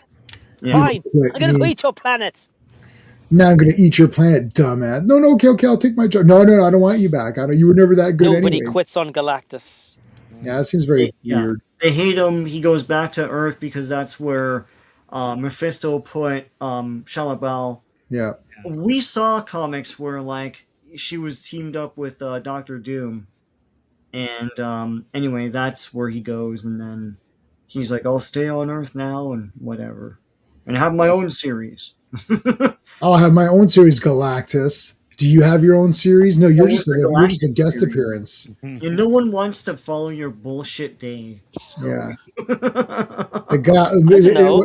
and your name doesn't work very well. Like they're not going to put the Gallant Galactus or something. Galactic. The Galactic Gourmet. It's where he travels each week to a new planet, Yes. learns to appreciate their culture and their special environment, and then eats it. Eat the whole Like thing. world's worst travel show. Yeah, the Galactus, the Galactic Gourmet. That's right. I do Where like is he going this week? I do like this aspect of Surfer because this was when we were growing up. How he couldn't leave Earth. He was like kind of kept there by Trapped, this yeah. barrier. Yeah. Yeah. He's trapped by the barrier. Yeah. And there's a great Hulk issue. I'm not sure what number it is. It might be 350, where he gets the Hulk, absorbs his gamma radiation, and to get the boost to leave. Mhm. But Banner and Hulk Hulk is on the board, and he sucks the power out of him. He gets through the barrier, but by sucking the power out of Banner, he returns to Banner's form and Yeah. falls to the Earth. And then Silver Surfer goes, "I can't let him die." Mhm. Re-enters Earth, catches Banner, but then is stuck again. Oh yeah. That is cool. Right, so drain him on Earth, on the ground, and then fly up. And no, it's 250. Thanks. Yeah, it's the writers of Brand New Day did it. So Yeah. not all plot holes were covered. Zenla has been destroyed. I wonder did Byrne do breakdowns on this? Oh I no. wonder how much of it is Palmer, because some of the Yeah. body positioning doesn't look like Byrne.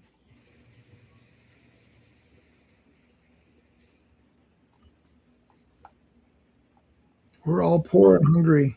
Why do you hate me? Well, they won't explain because they want the action to drag out a bit more, and then Zenla's dad or something comes to him and tells him, I don't want you poor people around me anymore.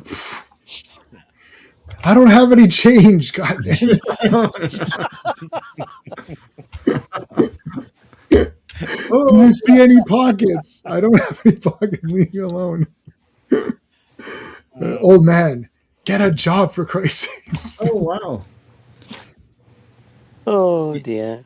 In Hulk 251, they published a letter by Klobby. Oh, I might. I don't have any. Alonso. Wow. Yeah. That's awesome. I have it downstairs. Then No. That's crazy. I loved Hulk during that run.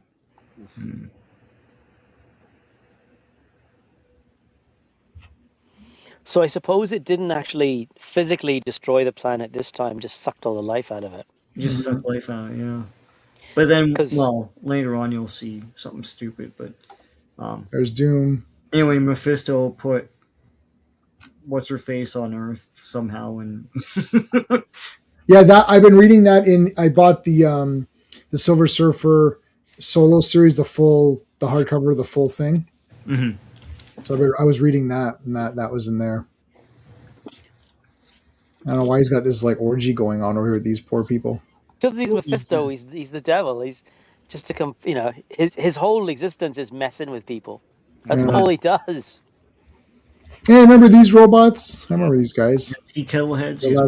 Where he could have just turned them off. You don't just turn it off. Actually, I can't just turn it off. I can't just turn them off. Here's the Latvian cuisine or whatever. Like, Latvian, I hate this place. I ordered dumplings and they were terrible. They were like undercooked. It's like, no. This risotto is raw. Yeah. Yeah. It's like, How can you give raw risotto and call yourself a Latvian specialty restaurant? Don't you have any pride in your work? I love the one where the You pause, Sean. Oh no. Oh no, it's midpoint too. Oh no. It's happening to all of us.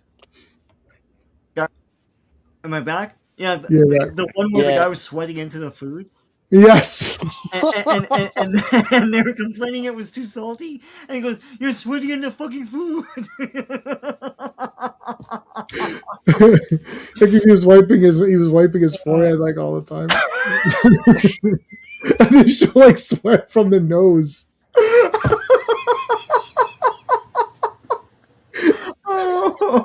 But Sean, they didn't complain. You've confused that with Shaolin soccer. You've confused that.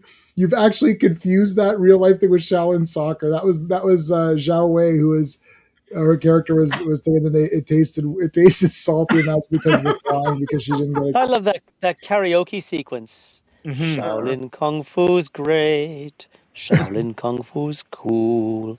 Oh dear. They're coming out with another one, eh? Shaolin soccer. Oh, Yeah, nice. they're coming with Nice. a follow-up.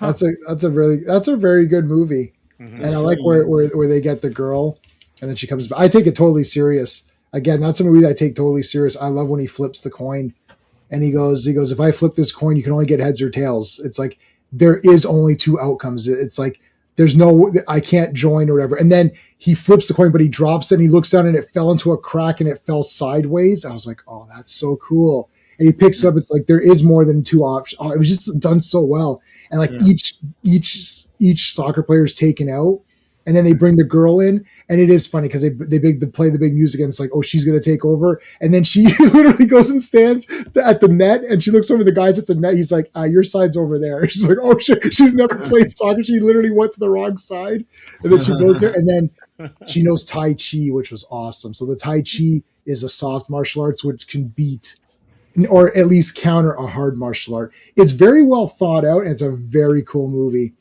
I love it, and I love the end where everyone's learning how to be. It's fun. It's a cool movie. I think it's good. There's a fun movie. but It's based on a comic. I mean, it was a yeah, and so is Dragon Tiger not a Gate. manga, but a Chinese comic, I think. Hey, Grace. You missed the bit where he sends Shalabal's spirit back to Zenla Oh, with the power to regrow the planet. yeah, there you Right. go. Yeah. We're doing good. We're doing good. See, Nova is a terrible person compared to like the Silver Surfer. Mhm. You know, she's like, oh well, some aliens have to die. Too bad. You know, where he's like, oh, I can't do this anymore. I don't know. All right, so that's the end of this. We're gonna get to we'll get to the next one. That is going to be volume 23. So we're starting a new volume, and of course it won't open now. Oh, it did open. Okay, so 251. Yep. Sean, you want to do the credits? Fantastic Four, number 251. The cover art is by John Byrne. The release date is November 16th, 1982, but the cover date is February 1983. Into the Negative Zone. Written, penciled, and inked by John Byrne. Colored by Glennis Ween. Lettered by Jim. Gotta say, Novak and oh sorry, All right, Negative Zone. That's the elevator into the negative zone. yeah. This is Byrne really going Star Trek. Yeah. Like the storylines, the Negative Zone storyline, which is an ongoing one, which I think is it 6 issues, and there's a tie-in with Avengers because they run into a certain famous FF villain and whatnot. Yes. But man, I like how they explain this, that like it goes down forever, but actually it like partway through it's into the negative zone. So it's not like, because Ben is saying, well, how are the people that are on the bottom floors, like, is there a tube there? But it's already into the negative zone by the time you get down to there. So Yeah. Well, what's in this issue, or what's in this collection? Hold on a second. do you feel like this saga it's really very Star Trek because as well as the science fiction aspects, there's also bits of moral philosophy. Because the initial idea is kind of, it's Reed's scientific curiosity bordering on hubris, really.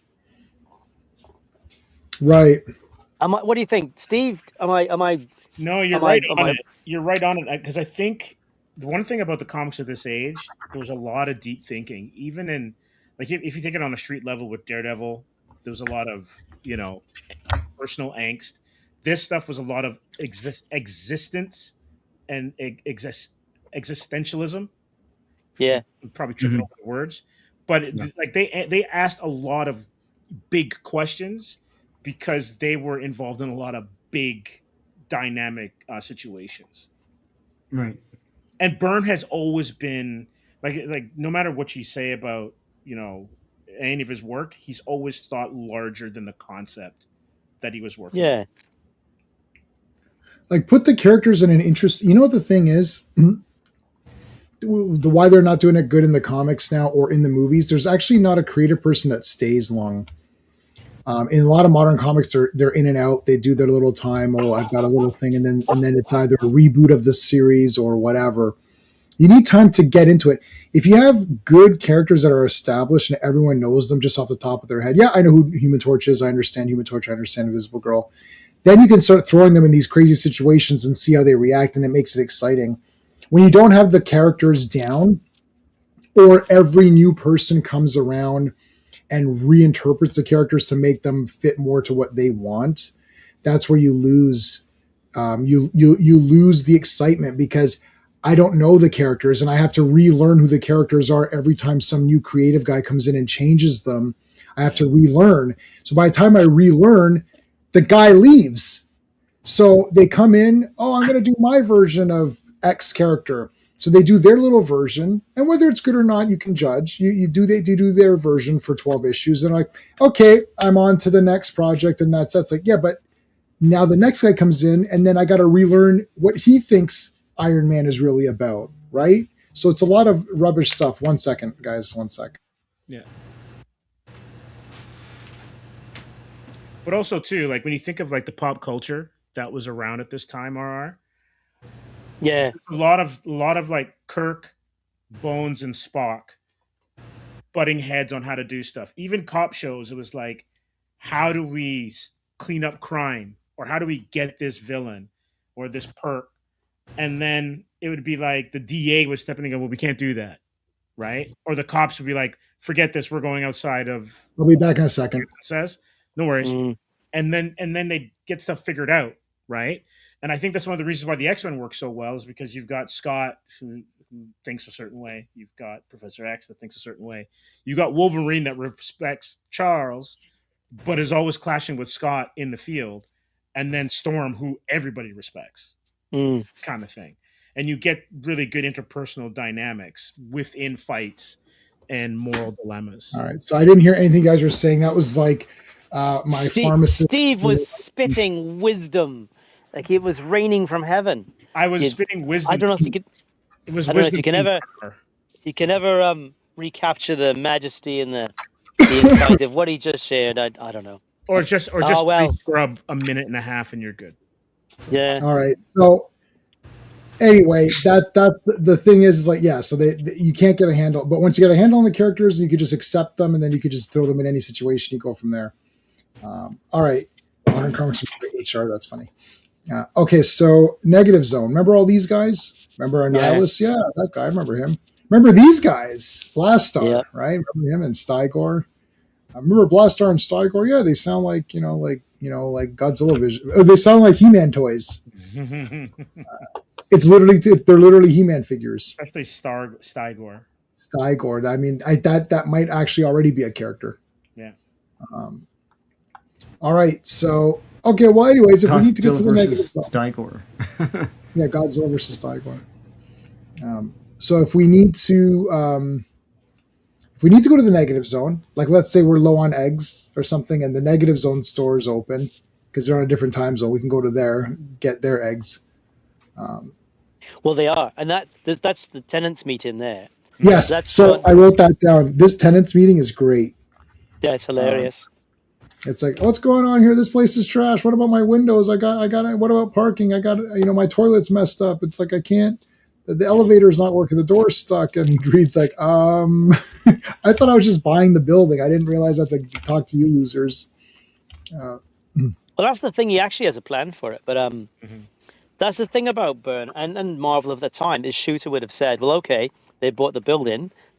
The consequence of that is that now they have to deal with the tenants, right? Mm-hmm. They've got to deal with the people because their leases, like they actually bring it up, which is great. Is it real? I think it's one line of dialogue takes care of it. But they explain that the leases these people have signed are so long that they couldn't, and they're legally sound, that they couldn't just evict them or say, look, we'll buy you out or whatever. Right. You know, that they have to actually deal with these guys. It's like, all right. Meantime, Thing goes off. There's a guy. They mentioned Christopher Reeve, I think, too. Oh no, Yeah. what was it?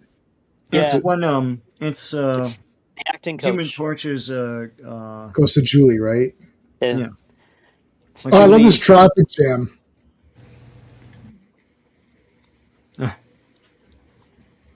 That's great. One second.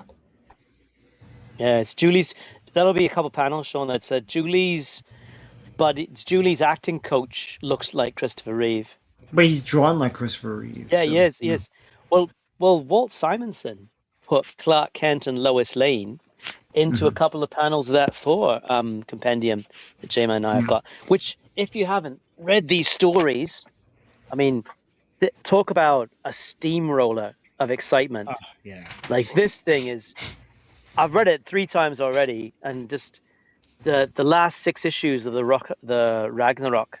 I mean, wow.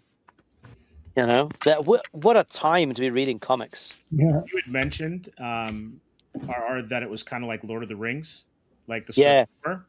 Yes, it there's such a crescendo of like drama and pathos and everything else in it. It's unbelievable, and even just the lead up to Surtur coming into the book with just him hammering away. And it was on the sword. Just great stuff. Yeah, there's a lot of like awesome, like just like random pages. Like just go to a random page and it's like, oh crap. Mm-hmm. A-Ray Bill also just looks cool. That's the other thing too. It's like, you know, don't forget about looking cool. Like there's got to be. It's still a comic book too, right? Like, you know, it's like the Negative Zone guys look cool, right? Like, you know, don't forget what you're doing here either. Like it's got to. Yeah. There is visuals components. Otherwise, why would there be art? You may as well just, you know, write up a short story. So now they're all okay. So they're Because There he is. yeah. They're I can't. Yeah. There's Julie would get canceled for this. She makes like a comment here about the preferences of somebody, so we can't, you know. But I like this nerdy girl here. She's brutal. Got the big glasses and all that. So it's like, okay, so these are the drama people. It's like, hey, so Johnny likes Julie, but where's that panel? Yeah, here we go. Yeah, that's the one. So Julie likes that Christopher Reeve guy. And then what's her name likes? Did I write their names down? Sharon, yes. Sharon, so yeah. Likes Johnny. Johnny likes Julie. Julie likes the Christopher Reeve guy who also has a name. What was his name? I'll certainly find it. I didn't write his name down. Gray Landers. Yes. Yeah, that might be it. Weird, yeah. So that's hilarious. Hey, Slade. Oh right. It does look like Hunter's partner. Oh, what was her name? Yeah, she only has that hair for a little bit Is though. it Stephanie something? I'll tell you, Hunter TV show. Dun, dun, dun, dun, dun, dun, dun, dun, dun, dun, dun. Yeah, Grey Landers. Good call, Steve. Grey Landers. It's Stephanie Nice one. something. Stephanie Kramer. Kramer. That's Yeah. right. Stephanie Kramer. StephanieKramer.com. Let's see. I wonder if there's a shop you can get autographs, I'm sure. Yep, you can get signed autographs. She's still around. Yep, she's still around. There you go. The Brass Cupcake was her nickname on Hunter. Oh gosh, I haven't watched in a long time. Oh, he's playing video games here. Oh yeah, so more people are complaining. She left. Sue left him. She goes, I'm out. It's like, you know what, buddy? I don't have time for this nonsense. You remember when Chappelle was the president and they asked him a question and he ran away in that skit? That's Sue right there. Yeah. I'm out. Hey, how come she didn't take over like in the new movies? She should take over. She's so good. Is he playing an Atari there? Yeah. Yeah. Yeah. I don't know what game that is. It's like a mixture of games. Wait a second. Is the game Stark? Like Stark International? Oh, it is. Can't see. Oh, It is. that makes sense. Oh It's my Stark. God. Okay, that's the first. I never made that connection. Yeah, you're right. It is Stark. Why was Invisible Woman like trying to scare Franklin? Like, but he Testing used to see if he has his power still. right. Yeah, it's like Star Wars Trench Run. Yeah, it's like a Star Yeah. Wars. Yeah, there's an Intellivision game that was like this. Okay, Can't there's remember. there's I Star have Wars it. Intellivision game. Yeah, Intellivision was great. Yeah. I love all those. Like, I've watched a few documentaries on all those they're all cool. They had Oh, the fake mhm. wood paneling on them because Yeah, it was the I love that. 70s. It's like, oh, it was. It's like now he's a normal child again, all because of John Byrne, and he wanted to get rid of the powers. Oh, For now. for now, four now instead of for life. It's four right. now or For now. for now. For now. You know, gotta- it's like an N. It's like a weird N. Yeah. Yeah, we could do- Alicia has a really, and I guess it's quite manipulative of Byrne. If I have a criticism for where this is going, something happens to Alicia, and it's quite manipulative of Byrne to have bad things happen to the most defenseless people, and it's basically his way of making us despise a villain even more than we do. But yeah, he's a bit manipulative with his use of Alicia. Just this observation from me. No, it's a good catch there. Yeah. So okay, people. Thanks for coming. Yeah, bye now. All right, goodbye. See you later. Gets back in the elevator. What better way to do that than running through some final checks on the negative zone exploratory module Mark 1 or Mark I, however you want to do it. Ka-ching. Yeah. All right, here you go, guys. Isn't it great though that Byrne recognized that Kirby designs, Kirby machines, was such a part of the iconography of the Fantastic Four that he could only add his own little twist to them, but he could never replace them. No. And the kind of technology they would use would always reflect Kirby's initial designs, you know? And Yeah, that's Byrne's cool. Byrne's a diva. Yeah, So he for is. him to recognize that says quite a bit, you know? I think There's a he's story diva, about but game respects game. Yeah, well, there's a story about Isaac Newton, right? Because Isaac Newton was one of the greatest scientific geniuses ever lived, but he was not a nice man. When he was in charge of the Royal Mint, he had people hung for counterfeiting, right? But his famous saying, which is on the £2 coin in the UK, is "If I have seen farther than others, it was because I was standing on the shoulders of giants." Right. And what Newton's referring to is Copernicus and Galileo before him, that his discoveries were possible because of what they'd done. And for someone like Newton to say that, because this is a guy who fought with Gottfried Leibniz tooth and nail over who invented calculus, right? For Newton to show humility in those circumstances was really extraordinary.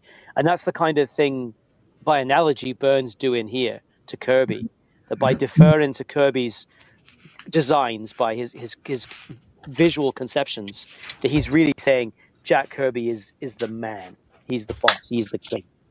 Yeah, for sure. This is cool too. You got to read around each guy's thing or whatever. Yeah.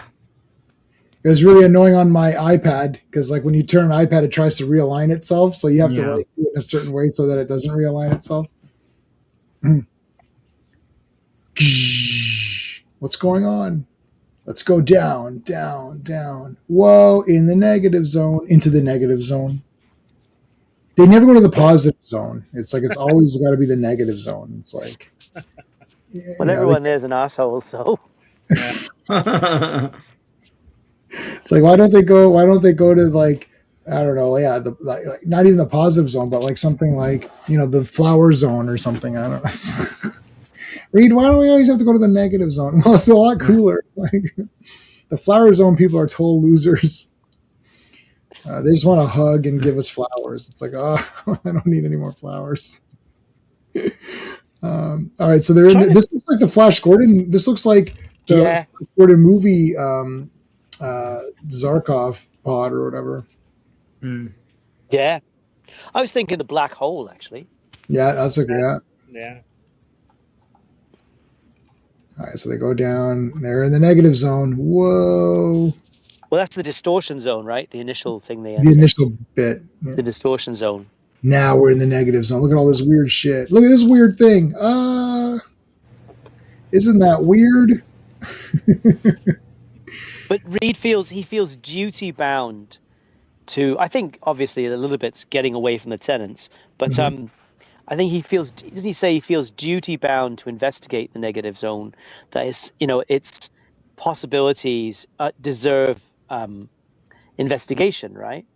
And of course, and that's where I'm saying that this is a bit about Reed's borderline scientific hubris.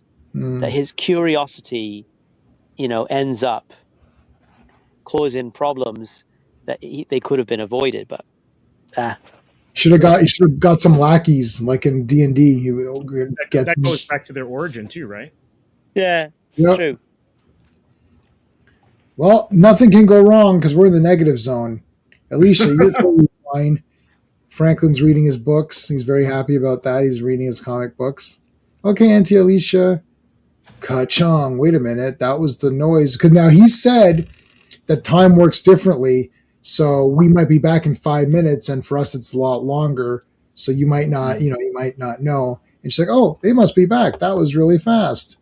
Oh shit, it's Annihilus. Dun dun dun. Yeah. How do you like them apples? And you're gonna have to wait 2 weeks because next week is Secret Wars. Yeah. Oh yeah. I planned that in such a devious. No, I didn't plan that way. It just happened. I was like, oh shit, it's a cliffhanger. Well, they're gonna have to wait, aren't they? Oh, you're an evil man. Yeah. And here it is. So it's funny. Steve and I were talking about the on the Sabotage Spider-Man issue where him and Rob did the whole thing as landscape. Yeah. And then we're like, yeah, it's like, well, and this is the landscape issue. So there you go. I've not read this one yet. See, it's called Landscape. No, it's called Cityscape. Okay, but anyway. It's such a Star Trek issue. It's a almost a when you get to the end of it, you're like, wow, this is Byrne's take on Star Trek. Yeah. So we have it. We will do that one in a couple of weeks. But there you go. Well, we actually we did a lot of pretty good time on. We actually spent a lot of time on these issues. We didn't, normally we're done and there's like 40 minutes or something left, or like an hour left. Okay, I want to let everybody. We can hang out. I know we did our Spider-Man stuff, and we were kind of talking backstage in general about it. But let me give everybody's links. Steve, what have you got coming up? So we just did our weekly hit on Wednesday for like the latest news and comics. We'll be doing the same thing again next week, and joining you for the upcoming streams. We're going to be hitting a local con here in the Toronto area called VonCon tomorrow. And then I just want to shout out that I'm going to be launching the Kickstarter for my comic that I'm slaving away at when I'm not with you guys in a couple weeks. Awesome. I'll keep an eye out for that. Oh, I got that Wayfarer and read it. It was pretty awesome. Oh, good. That was the one where they had the guys came on your channel. Yeah, so nice. I got Wayfarer the digital because I did the digital, and it was friggin' damn awesome, actually. Good. So I'm pretty happy with that one. So that's Comics Asylum, guys. If you're watching on any of the other channels, make sure you go to the link and subscribe. It's in the links. It's in the description of all my videos. So for me, next week is going to be mostly Secret Wars, except for the other stuff. So Secret Wars is Monday. Secret Wars Part 1. And then The Fog is on Tuesday. Wednesday, we're all back for G.I. Joe. And then Friday, we're doing Secret Wars Part 2. So those are all live streams. I'll have videos maybe here and there. The only videos I do is the Iron Man ones. And Sean, Sean's on those streams, but what else do you have? Tomorrow I have a go through of Creepy Presents Steve Ditko that came out a couple weeks ago. If you think Steve Ditko's art was crappy, you should take a look at this because it's pretty awesome. It's all black and white horror magazine stuff that he did. So that's coming tomorrow. And on Sunday, I have another Viewmaster Reels video, this time with the Dukes of Hazzard. So stay tuned for that, man. Ooh. And you know what's Just- funny? They're my childhood reels, but the color is very, very vibrant. I don't know what happened, but yeah. Anyway, Just some I good mean- old boys. They weren't. It wasn't mean even no just. harm. Yeah. They weren't just. They weren't just for viewing. They were view masters. They weren't view novices. Right? Yeah. They were view The masters. master viewing. Yeah. These are neat. Well, the 3D on them is awesome. I'm not recreating them for the videos, but if you like some of the movies of the time, you should get the Viewmaster Reel and a Viewmaster, and like it's some of the only 3D imagery of stuff like Star Trek: The Motion Picture, Close Encounters, E.T. I things think I like had like Adam 12 as well. Like I know I had like some of the Spider-Man stuff. They made everything. Like the licensing was crazy. What was that called? Adam 12. Yeah. Yeah. It's a cop show. Oh, There it jeez! Wow. Top right corner, man. Yeah. Gage and somebody else. Link and Gage, I think, were the characters' names. I had like Ronan Martin's laugh in. Like they made Viewmaster for anything. It was crazy. Wow. Okay. That is weird. I have Namor. I've got Thor. Like Sean gave me a few. Yeah. So Namor, Thor, maybe a Spider-Man or something like that. Yeah. I remember the Adam West Batman ones were cool. Yeah, and they gave you a little story. I showed this to my wife because she was so stunned as to what they were, and I brought it out and she was like, "Oh, this is really neat." I was like, "Yeah." So you got a little storybook, and you can put the thing in. You go click, and then whatever the picture is, and you can read. You know, it's like Iron Man, puts on his suit, and they're like, "Oh shit, okay, he's putting it on." And it's like, okay, now Iron Man's beating up guys. Oh shit, yeah, so it's pretty neat. Yeah. I don't understand why they can't make this. And then there's the projector, right? I don't understand why they can't make these things now and make the technology. I know they've got, because I don't think the 3D, none of this other 3D works. No, this is the 3D best. is crazy. Yeah. So I don't understand why they're not using this. Well, what they do now is they do videos that are on your phone and then put this in a cardboard viewer, and you can see everything 3D that way. Oh, I haven't But seen it's that. too much work for me. Fair play. They also don't have all the licensing. Well, that's the thing. The licensing was key. Back then, licensing was just free. Like this and Awesome. Halloween costumes were nuts. Like Collegeville and Ben Cooper license anything you can think of. It's crazy. All right, let's take a look at the Banku. These always make me laugh. Yeah. Oh my god, that's fake. They did a fake Texas Chainsaw Massacre one. That's awesome. It might have been real. I don't know. No, it wasn't. With blood on it, Sean. Are you? It's good because he's just got his muscles, right? It says He-Man though on his thing. Yeah. Skeletor, Beastman. Who are you, little boy? I'm literally Beastman. It says on my thing. Like, what the hell is this? Metaluna mutant or whatever it is? No way. That's Yeah, from This Island Earth. Yeah. Yeah, what the hell? That's fake. Those are Yeah, massive. these are all new. That's an action figure. They And they they made had- a Well, that's it. That's the Superman one. I remember that packaging. Yeah, I had probably this one. It was really good. Kurt Like Swan. That Kurt Swan Yeah, that's Superman. That's pretty good. But I hated. I don't know if you guys remember them, but I hated the elastic that was at the back. Yeah, they always Yeah. snap. That would snap or bug your ears or stuff. Look And at the how mask- terrible this is. This is absolutely abysmal. that's the Spock. Yeah. He has It's a picture of Oh, himself dear. on his chest. Oh Right? my god, he has a picture of himself. Oh, that's really awful. Yeah, see Picture, that? you don't know who it is. Yeah. That's fake, right? I had Oh my Ukla god, the Mock. Terrifier. Oh, terrifying! Yeah. I had Ukla the Mock, and he had a picture of himself. There was a missile command. Ukla the costume. Mock? Yeah, from Really? Thunder. Thunder Yeah, the yeah. Barbarian, yeah. Yeah. Ukla the yeah, yeah. Mock, wow. Yeah, there Didn't you someone go. use it as someone use it as a band name, I think? And there's it's like It's like a garbage bag type of like material. It's This probably art garbage this looks awesome though. Yeah, it's cool. Now, Did that they was have a any cool cartoon. Transformers? It looks like those Nigerian movie posters where they just like just put whatever. Yeah. Did they have Transformers? Oh, these are fake. Those are figures. Yeah, there's Oh, a like- They had band called Transformers. Oopla the Mock. They had Transformers. Oh, G.I. Joe. They had yeah. Look, I'm G.I. Joe. Like, what? That's not a character. Yeah. Look, I'm Mask. But this is like an action figure. See, there's so many of these Ben Cooper action figures. No, now. but they made a lot of these like in real life. Shogun. Shogun Warriors. Shogun, yeah. Oh, what was this? What are you showing us? Oh, Jetsons live action movie. Jim Oh yeah, Carrey. with Jim Carrey as George. George. George, Meet George Jetson. Oh, what happened? Oh, we lost him. He was so appalled at the Jetsons.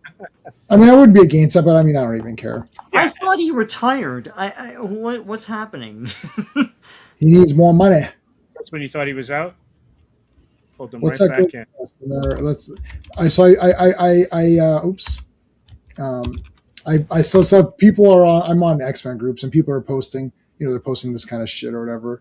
So I've been replying saying she's going to wear pants and a sweater. Let's bring RR back. Hey RR. So I was like, she's going to wear pants and a sweater. Like, who thought this was happening? Right? Like, give me a break. So that, and then like, so people are responding a little bit like, yeah, it's like, stop pretending like you haven't seen other Marvel properties. Yeah. Right? Like, stop pretending like you haven't watched other Marvel movies. You've seen time and again every actress who usually they cast, and if you see them normally, you're like, wow, they're pretty attractive. And you see the movie, like, why they look like they look like a foot or something. It's just like why they look terrible. It's like Greg Land is costume designer for the MCU. I don't know who's that.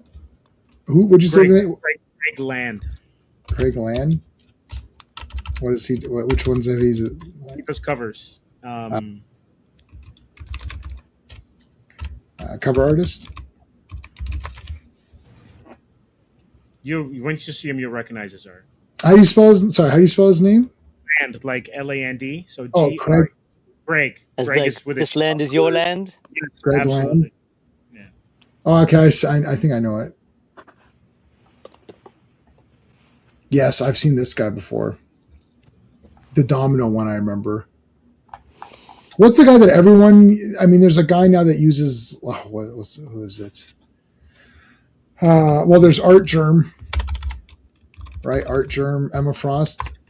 Yeah, here you go. Like they think this is what's going to happen. They think whatever is going to be this. They think this is what's happening. Oh wow! I can't wait to see Samara Weaving. It's like, yeah, this is not happening. Here, you don't have to show it, but I'm just going to give you the Greg Land look Yeah. in the chat. But hey, Havoc, but they're not going to have her like this costume, so it doesn't matter. Like, she'll look frumpy. Let's see. Yes. Okay, that looks awesome. Yeah. Okay. Yeah, they're not gonna. Yeah, they're definitely not gonna do that. Yeah, we should be able to. That should be showable. I think they're not gonna do this, right? Like, Yeah, that was a 125 ratio cover that he did a while ago. how does so that means that we lost Ari's back in. There you go. What have you guys been talking about? I've been gone for 6 hours. I got shunted to the negative zone. Sorry, I didn't. And now Sean's in the negative zone. Look at that. What is happening here? No, what? So when they do 1 in 25, that means the comic shop has to order 25 cover A's to get this one.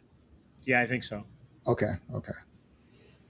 I can never understand how, like, I've seen guys where it's like, because I'll see like special covers, and you'll be like, oh yeah, that's a 1 in whatever, and it's like, well, who's gonna buy all these regular covers to get this? Like, like 1 in 100. So you're telling me the shop has to buy 100 copies? So if Gotham orders 200 copies, they're only going to get 2 of that cover. So that, and what they're going to have to do is they're going to have to offset the cost of that cover. Yeah.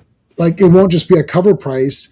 They're going to have to say, well, I had to order 100 to get this cover.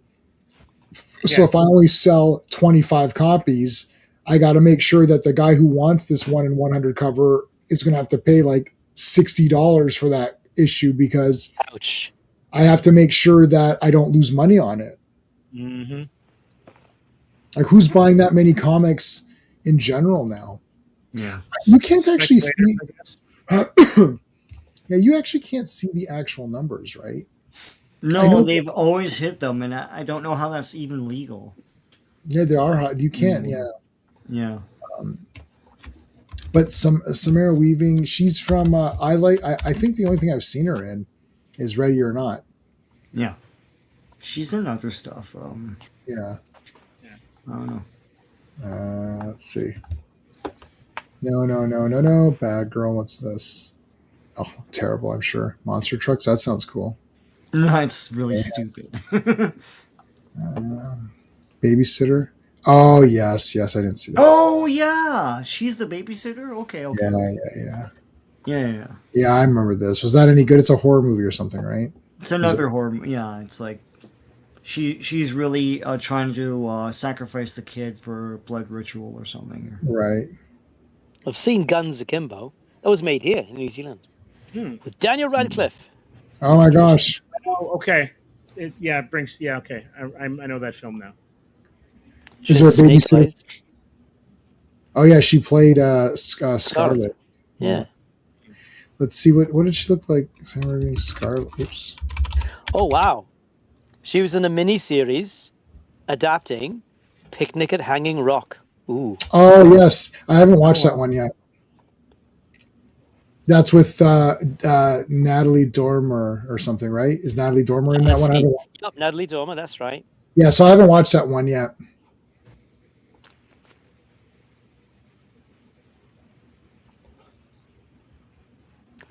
Made in Melbourne, Australia.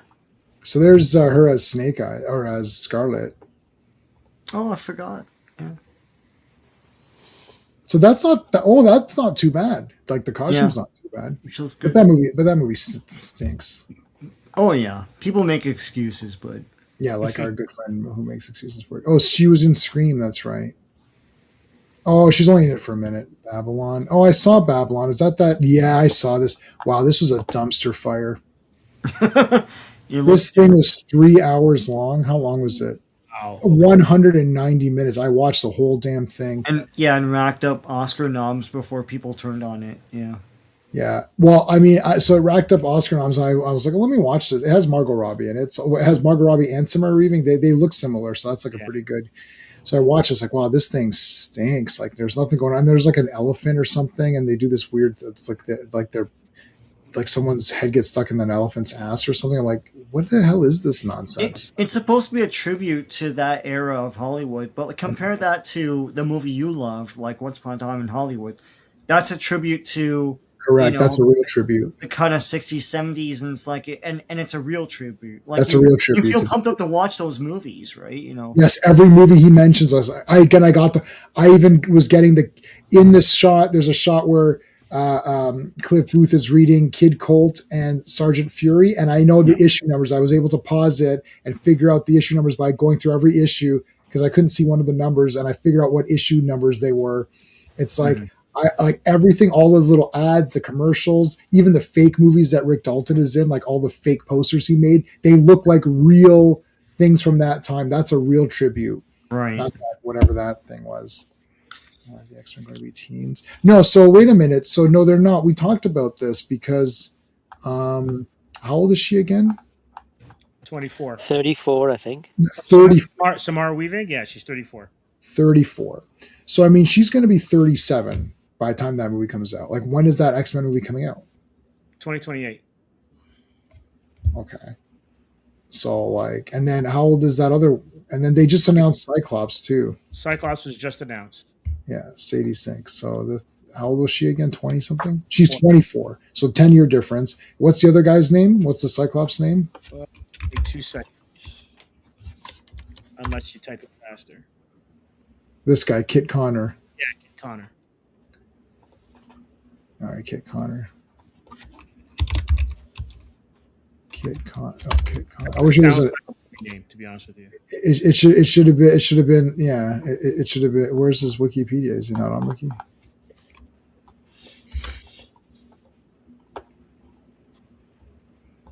Here he is. All right, let's see what he's in. Get Santa. What was this again? He would have been like 12 years old. Oh, that movie sucks. I didn't see it, but it looks as shit. Or Ready Player One. I like Ready Player One. Is he the main guy? No. No, Super Friends. Yeah, the main guy actually played Cyclops already. I think. You're right. I think that's him. Yeah. He was Thanks. in Age of Thanks, Apocalypse, Wagner. right? Age of Slaughterhouse Apocalypse, Rulers. yeah. Rocket Man. Oh, that Rocket Man. Yeah. Okay, so how old is this kid? 22. Holy Jesus.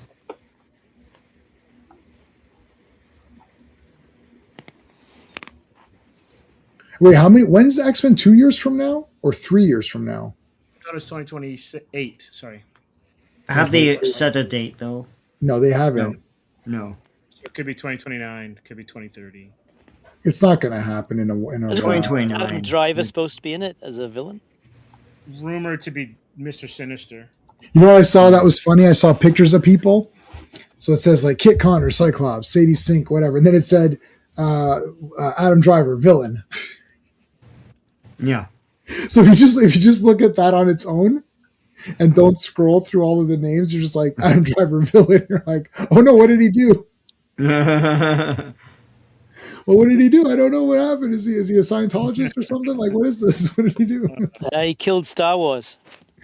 Yeah, well, there was a lot of help on that one. There's going to be so much speculation, especially for roles like Professor X or Magneto. Yeah. I saw Magneto one, and I was like, really? Interesting. So there's gonna be a lot of like, just got to see how it plays out because there's gonna be a lot of noise. Yeah, I mean, like, I don't know. Oh, Viewmaster Reel. Did you put that on there? Who put that on there? What? Oh, is this where I'm getting your stuff again for some reason, Sean? Oh, I don't know. What's happening? Hold on. I went to, if I go to home. For what? For which one? Viewmaster Ultimate Reel spreadsheet. Is that yours? Or did someone put that on? Yeah, there? that's on my personal thing. Well, it's on mine. It's also on mine. Hold on. Let me. I mean, it doesn't matter. OneDrive. That's not on OneDrive. That's on G Drive. So you must have put it to G Drive. You must have shared it to G Oh. Drive by accident instead of your OneDrive. Oh, it's It on does- it's on my personal G Drive. So where is it showing? It's just showing on my personal G Drive. Oh, okay. You may have shared it. You may have shared it. It's okay. You may have shared it with me. So just so you know, if you're putting stuff, I might see it, but not that I'm going to look at anything. I don't care. I usually don't have anything on here, so Yeah, so it's fine. Okay, so I mean, yeah, I think Havoc, you're right. They're not going to have. She's just going to be in whatever, like it's just going to be in pants or something, as I said. The great pants debate. The pant, yeah, like Will the Emma super Frost wear pants. pants? It's like why are you in pants? Like I don't know. And like I don't think. Well, wait a minute. What did how's Thing doing now? How's Spider-Man doing now?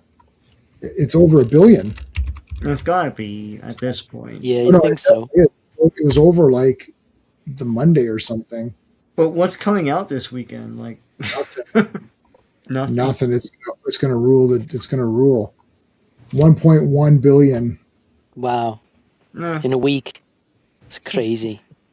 Yeah. Yeah, it's been a 1 week now.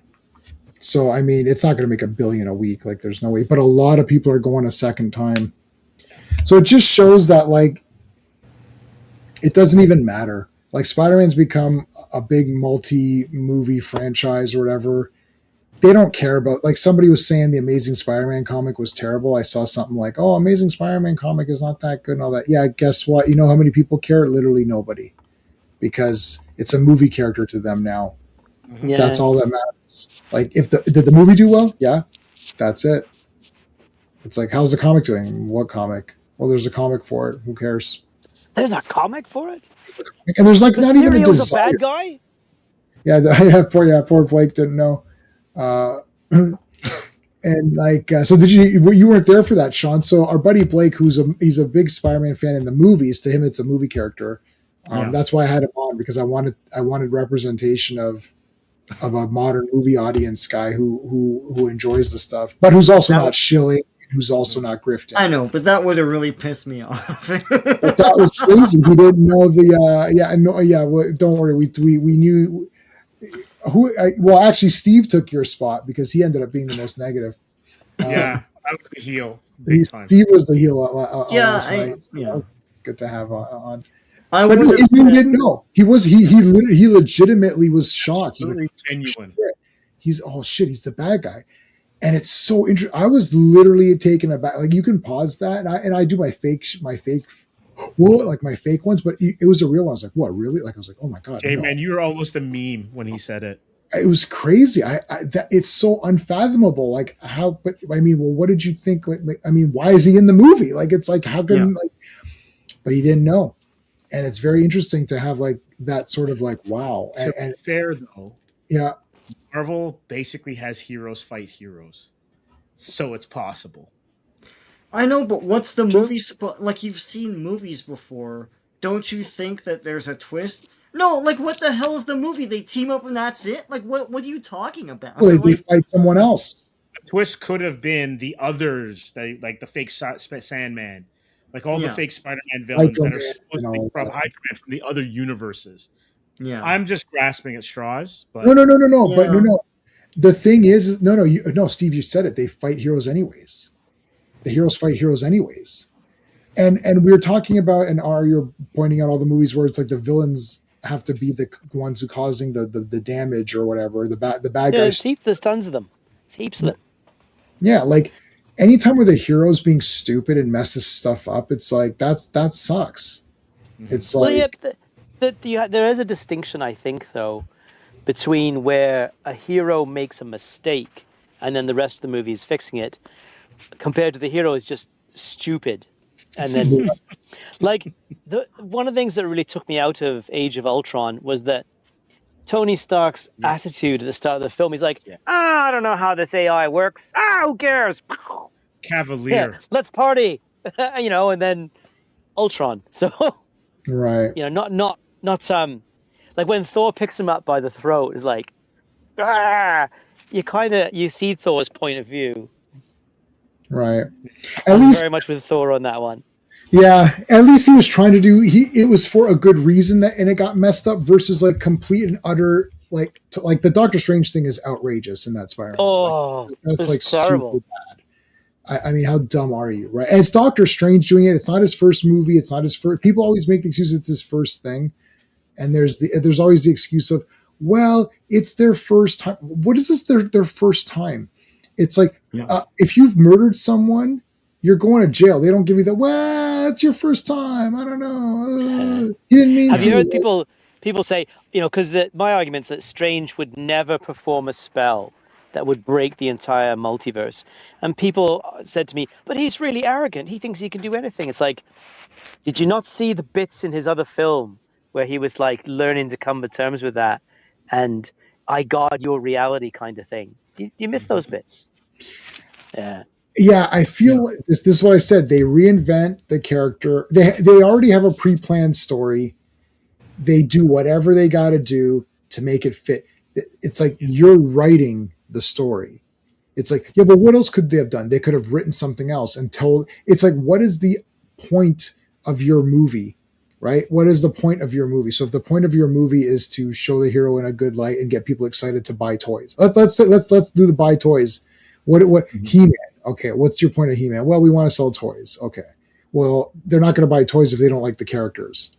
That's A. So you want to sell toys, make the characters cool, make the toy itself look good, durable, make it bigger than the other toys. That was He-Man's idea. Same price point, but perceived value is higher. Like G.I. Joe's this big, yeah, but he's superposable and versatile, and right, yeah, but He-Man looks bigger. He just in the hand of the kid, it seems like this is way better, a way better toy for similar pricing. Okay. Yeah, but if the kid doesn't care about He-Man, then he's not going to buy it. Okay, make the villains look cool; they'll sell themselves. Make He-Man the hero. I have the power. They said that in one. There's a bunch of documentaries. One of the documentaries, they sat down and the kids were saying, I got the power. And they're like, the power, that's it. I got the power. Yeah, shit. Then kids feel like, yeah, I got the fucking power, man. So it's like, I'm going to buy this toy. And I got the power. Right. And it's like, yeah, it's like, you know, what'd you buy? I bought G.I. Joe. G.I. Joe doesn't have the power. G.I. Joe's walking around with like guns and shit. Like, I've got the power. Like, what do you got? Oh, I don't know. I got a gun. Who cares? My dad's got lots of guns. No. Do you know, the He-Man movie, the villain's motivation makes a lot more sense, and his actions make a lot more sense than the villain of Brand New Day. And it's a simpler story. It's about the heroes basically failed, and now they have to try and sort things out. Mm-hmm. But actually, like, I struggle with that film, with Master of the Universe, and how badly it did. Apparently, it's doing well on streaming, but like, I took my wife to see it. That was the second time I went to see it, right? And she really enjoyed it. She said, "Oh, that was fun. You know, there was a lot of good film." Really enjoyed the Brian May music, and she put it on again on streaming like last week a week before, and you know, really enjoyed it. It's a fun movie, entertaining, and it's really sad that it's done so poorly. You know? Yeah, because on that thing, the problem is that all the guys that loved He-Man are now our age, and that's it. There's nobody else. There is no other generation. You're either in or you're out, and it's a fine friggin' line, because Clobby was never going to be pumped up for it. He was out. He was out of it by that point. It's literally, we can pinpoint the age. I don't know what it is. It's like 43 to like 49 or something. It's the slimmest, and those guys are ride or die guys. Now, the ride or die guys are in two camps. The ride or die, super ride or dies. If it says the words he and man together, I love it. I fucking love it. Kevin Smith, I love it. It was awesome. It looked cool. Yeah, it was awesome. It's like, it's kind of, and then some crying. They don't care. Cries, yeah. The super ride or dies, the ride or dies, right? Then there's like a ride or die guys who are like, yeah, we still want a little bit of quality though. Like, let's not, you know, if it's He-Man, we're kind of going to give it a chance. But now those guys have subsections. We're split again. So there's the guys who are like, yeah, look, He-Man needs, it needs to grow up with us, because every other iteration, I like the CGI Netflix one, it didn't do well. The toys kind of petered out. It was okay. I liked it, but it didn't catch on. The one before that didn't catch on. The Netflix one didn't catch new viewers. It lost people. The Netflix lost some of these group guys. So who's left is either going to be like, I can accept this as being silly and fun, and okay, that's part of He-Man. And then the other guys are like, you know what though? Like, what the hell was this? Like, you need to be more action and fantasy oriented because we're older. Yeah, but we're trying to appeal to a young audience. There is no young audience. You've tried to appeal to them several times. They're not coming aboard. My nephew, who called me even during the stream, he calls me now. They gave him a phone, so now I get texts from him like he never goes to sleep. He's 8. Right. So he FaceTimes me all the time. I'm like, so he's like, do you have a YouTube channel? I was like, no, you're not watching. Popularity.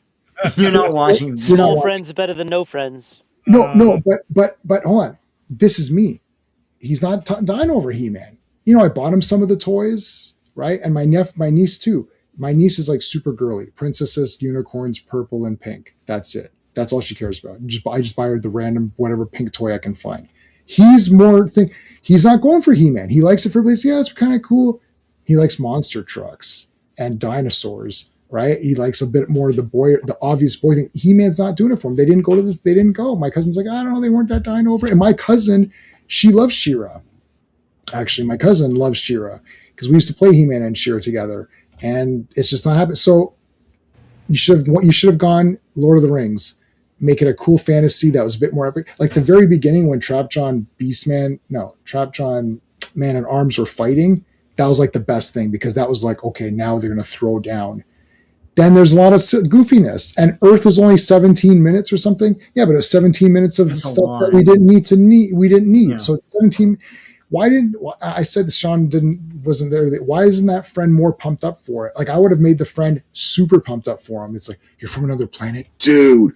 That's awesome. Like there's no one in the movie saying that he's awesome. That's the problem. Everyone's looking down, and he does prove himself and all that stuff, and it's fun. But at no point is there anyone saying you're awesome. In the Dolph Lundgren movie, He-Man is the Superman. They're like, He-Man, thank the sorceress you're alive because we're getting our fucking asses destroyed. Thank God you're here, buddy. We got to get this shit together. Like There's it's that moment Yeah. when Tila asks him to help repair Sure. the ship, right? And he's like, "Can you help me?" She's like, Yeah. "Yeah," and he lifts it up That was with one awesome. hand, and That's she's, "Whoa." Yeah, Yeah, that but was- she still undermines him after that because it's a funny joke.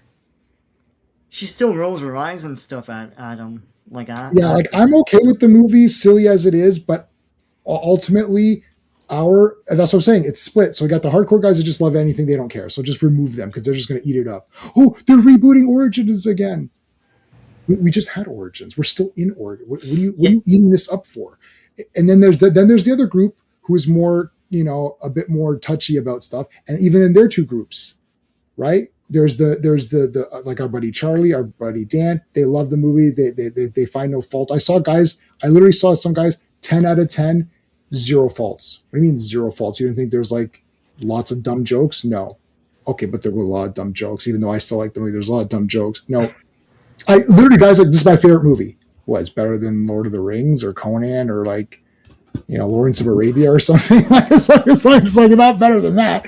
So anyways, but I'm telling you, they should have, because it was so small, it's so they should have just went Lord of the Rings. They weren't going to get they were not going to get a new audience. No kid went to go see this. I talked to kids in the Transformers line. I was an hour and a half early at Transformers Con. I talked to a lot of young people there. People were driving out. Somebody came from British Columbia to that crappy Mississauga, Sean. yeah. Yeah, and I was like, wow. TFCon, yeah. Wow. I talked to a lot of people. I was in full Transformers mode. Everyone was talking to me. Your tattoos are so cool. So talking to two young couple. I was like, they love Transformers. She knew everything, man. She's like, oh yeah, I read all the comics. I was like, oh shit. And she's like saying stuff like, I didn't even read that comic. What the heck? I said, He-Man. She's like, I don't know what He-Man is. I don't know. I'm like, but it's with Transformers, G.I. Joe and Thundercats. Nope. Didn't know shit. She's like, it didn't look like it was anything for me. It's like, didn't care. The guy's like, yeah, I look kind of okay, but I don't know. Oddly enough, they also didn't like Superman. They're like, it was really stupid and whatever. And they didn't even like the Zack Snyder, because I was like, what about Man of Steel? They're like, don't like it. I was like, well, how come? And the guy was like, oh, it was like really like, they try to make him gritty or something. He's like, I don't know. The kid couldn't express himself. He's just like, I don't know. It's just kind of gritty. I don't get it. It's like, I thought he was supposed to like help people and stuff. Yeah. Literally, this is not J-Man influence. I swear to God, I promise you. I said nothing. I just asked them questions. They said this on there. I did not influence them. I didn't say, oh, yeah, no, I said nothing. I let them talk, and they were literally like, yeah, He-Man. It's not that they weren't interested. It's just like not even on their radar. Like, are you interested in, I'll name some random movie that you don't even heard about, right? So it's like, they just don't know. I don't know what to tell you. Yeah, fair enough. I still like the movie. I ordered it on 4K. I'm gonna watch it again. I'm okay with it. The visuals are cool. I like the fights and everything. I'm not 10 out of 10. I'm still very positive. Sean is not as positive. Kel Surprise, but Really? But Sean, that I knew you were gonna think that, because it's like there's still a lot of, but he does win on his own. So that's good. He fights those guys. That's cool. So there's a lot of that stuff, but it is a little bit of like, I'm fishing for the good parts just to kind of make myself feel good about it. Which I didn't do for any of these other crummy movies. So at least there is some niceness to it. But I was going to do you want to do the two He-Mans versus each other? Cause like, I know which one's going to win in my mind, but whatever, we can do them if you want to do a Masters of the Universe versus. That might be something. Well, this versus Dick Tracy. Oh, this was Two out of time like reboots that failed. Like, No, Dick Tracy's better Oh. than okay. That was a different era, though, when there were people exploring those properties, eh? Because that Yeah. is that contemporaneous Dick Tracy with the Phantom and the Shadow. Yeah. The Shadow's Yeah. a little bit later, eh? A little bit Is later. that I think Well, the like all Shadow those- failed But- in the edit because Well- I really want to like that movie and the ideas are great, but they just don't hang together. I think all those movies were mothballed for a decade and then brought back into production after Batman. Because I think Yeah. a whole bunch of studios put superhero stuff like on the slate, and then they sort of petered out and went into development hell. And then Batman hit big, and everyone's like, "Okay, what do we got?" And it's like Phantom and like Shadow and stuff, and they just okay, go with it, like Yeah. so, yeah. And Dick Tracy was a big production. Like everyone in Hollywood was in that movie. It was crazy. It is a crazy cast. Yeah, If you it's just a look at- crazy cast. Man. Warren Beatty. Like, it's insane. Dick Van Dyke, Pacino. Pacino, yeah. yeah, Madonna. What's his name? Even like 88 Keys is Mandy Patinkin or whatever. Like, what the heck? It's like he's 1 second. Like he's like he goes, "You want me to follow him?" Forsythe, William Forsythe was awesome. William Forsythe, then, Yeah, he goes, "You want me to follow him? Where, to the piano?" I love Dick Tracy. It's funny. And I like the I back haven't and seen business it. song. In decades. Yeah. I Give it a barely go. remember it. You guys should give it a go. Al Pacino is on fire. He's like, he goes, "I did not kidnap you. They made me. I'm kidnapping you now, but I didn't kidnap you before." He's awesome. The Phantoms. We're not Yeah. questioning. I don't think We Sean's talked about- questioning. Oh. Go ahead, Sean. You were freezing. Go ahead. Say what you mean. No, I was going to say Dick Tracy looks amazing today. Mm-hmm. Some of the camera techniques they don't do anymore. Like everything is in focus, even though it's craziness. Mhm. And that was like pre-digital stuff. So Yeah, no, I was going to say, I don't think you're questioning. We're not questioning is the movie good or bad. That could be tabled. The question Yeah. is that at the time of the making of this movie, with the money and the production and all that, what were you expecting was going to happen? That there's going to be all these people that love the Phantom comic strip all of a sudden came out of the woodwork and be like, "Fucking the Phantom, yeah!" Like it's like nobody cared. I had said this is going to be the next Dick Tracy, and Steve You're Ross. right. Everyone's like, no. And the difference is that they still sell He-Man merch and all that stuff. I think this movie proved that the He-Man fans are very lucrative, very vocal, and very small. And it's a miracle that like Mattel can make money off of them constantly. They don't equal a big movie audience.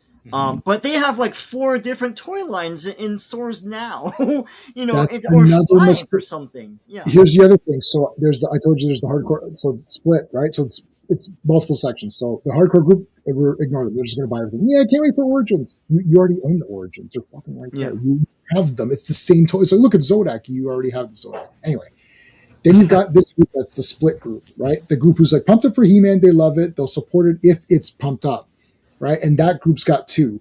I'll kind of support it and I'm not sure. Right. And I'm in the not sure dropping out. I dropped out. I saw the lineups. I'm like, I'm done. I can't get 4 different toy lines. Mhm. Transformers is still going because, they keep bringing back they bring back the same feel of the characters, and there's a robot. Giant robots are going to just be cool. Michael Bay can come back right now. If they say 2027, Michael Bay, Bayformers 6, I don't care what. Everyone's like, they're trashy movies. They're not. It would make money because the generic person's like, oh yeah, man, those are pretty badass. I'll go see that. And people grew up with it too. They'll So go see, and our True. buddy from Legion, he's like, that is Transformers to him. yeah. There is a pill for that. There's a pill to take that you can wake yourself up from that nightmare that you're in. But anyways, it literally that'll still go. And these kids, I'm at that Transformers thing. And I was there super early. I was like the 5th person or something. And I watched everybody that came in. And I started to take mental notes. Every age group. We have a young guy. They drove 4 hours to get here. And he's like, oh, I'm so excited. I'm gonna meet this person. I'm like, I don't know who these people are. Oh, he's the voice of this one in this cartoon. I'm thinking, yeah, I didn't watch that cartoon, but Yeah, the shit cartoons. Yeah. shit cartoons. But this guy New watched ones. them. Yeah. Yeah, but this guy watched them. Yeah. And he's buying the toys from that one. Uh-huh. And that's his collection. Right? And there is the Michael Bay. Look, Bayformers, it's so terrible. They released Grimlock, $250 a piece, huge. Bayformers Grimlock.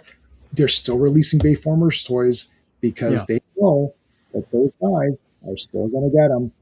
Mm-hmm. I canceled my Grimlock because that's outrageous. I was like, I can't. But I did. Yeah, we were stunned, but yeah, anyway. I still pre-ordered it though because it looks so awesome, and I saw it in real life, and it looks even more awesome in real life. I saw it at the show, but people buy it. He-Man, it's too small, man. Everybody who wanted to go see He-Man went and go see it, and that equals $100 million. Yeah, barely. It was a bomb because it sucked. Like there's zero hype going for that. This one bombed because it didn't bomb. It made the most money it could possibly make based on the brand name, which is whatever it made, 100 million. Too niche. right. Yeah. Like, Oh well. anyways, that's it. We'll done there. You still have your childhood Grimlock. I don't have my childhood Grimlock anymore. But yeah, is that the one with the testicles? No, that's Revenge of the God, I hope not. That's Devastator. Yeah. Fallen. From Revenge of the Fallen. Yeah. Yeah, no GoBots. That won't go anything. Rock Lords. I don't think that'll happen. They should make GoBots. There's no He-Man 2. Should make it for $5. Tiny budget.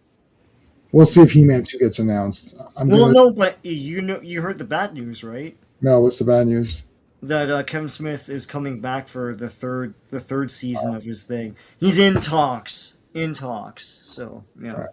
I mean, I think they're just. Here's the thing: the toys, because people still buy them. Make. But my Walmart is filled. Any of the movie toys you want, baby, you can go right now to my Walmart. You can get them all. You can get them all right now. On that note, tomorrow I'm selling my Scareglow for $300. So Ooh, wow. let's not beat the He-Man fans up too much. Because I'm making a sale. I confirmed a sale for tomorrow, $300 for my Scareglow. I still got one more Scareglow left after that. I had 4. So there you go. All right, guys, that's it. We're gonna go away. Thanks, RR, for being here. Thanks, everybody. We appreciate it. We'll see you on Monday for Secret Wars. Don't tell anybody. Hey friends, you've just been listening to J-Man, and he is the smartest person who ever lived. So make sure you like and subscribe.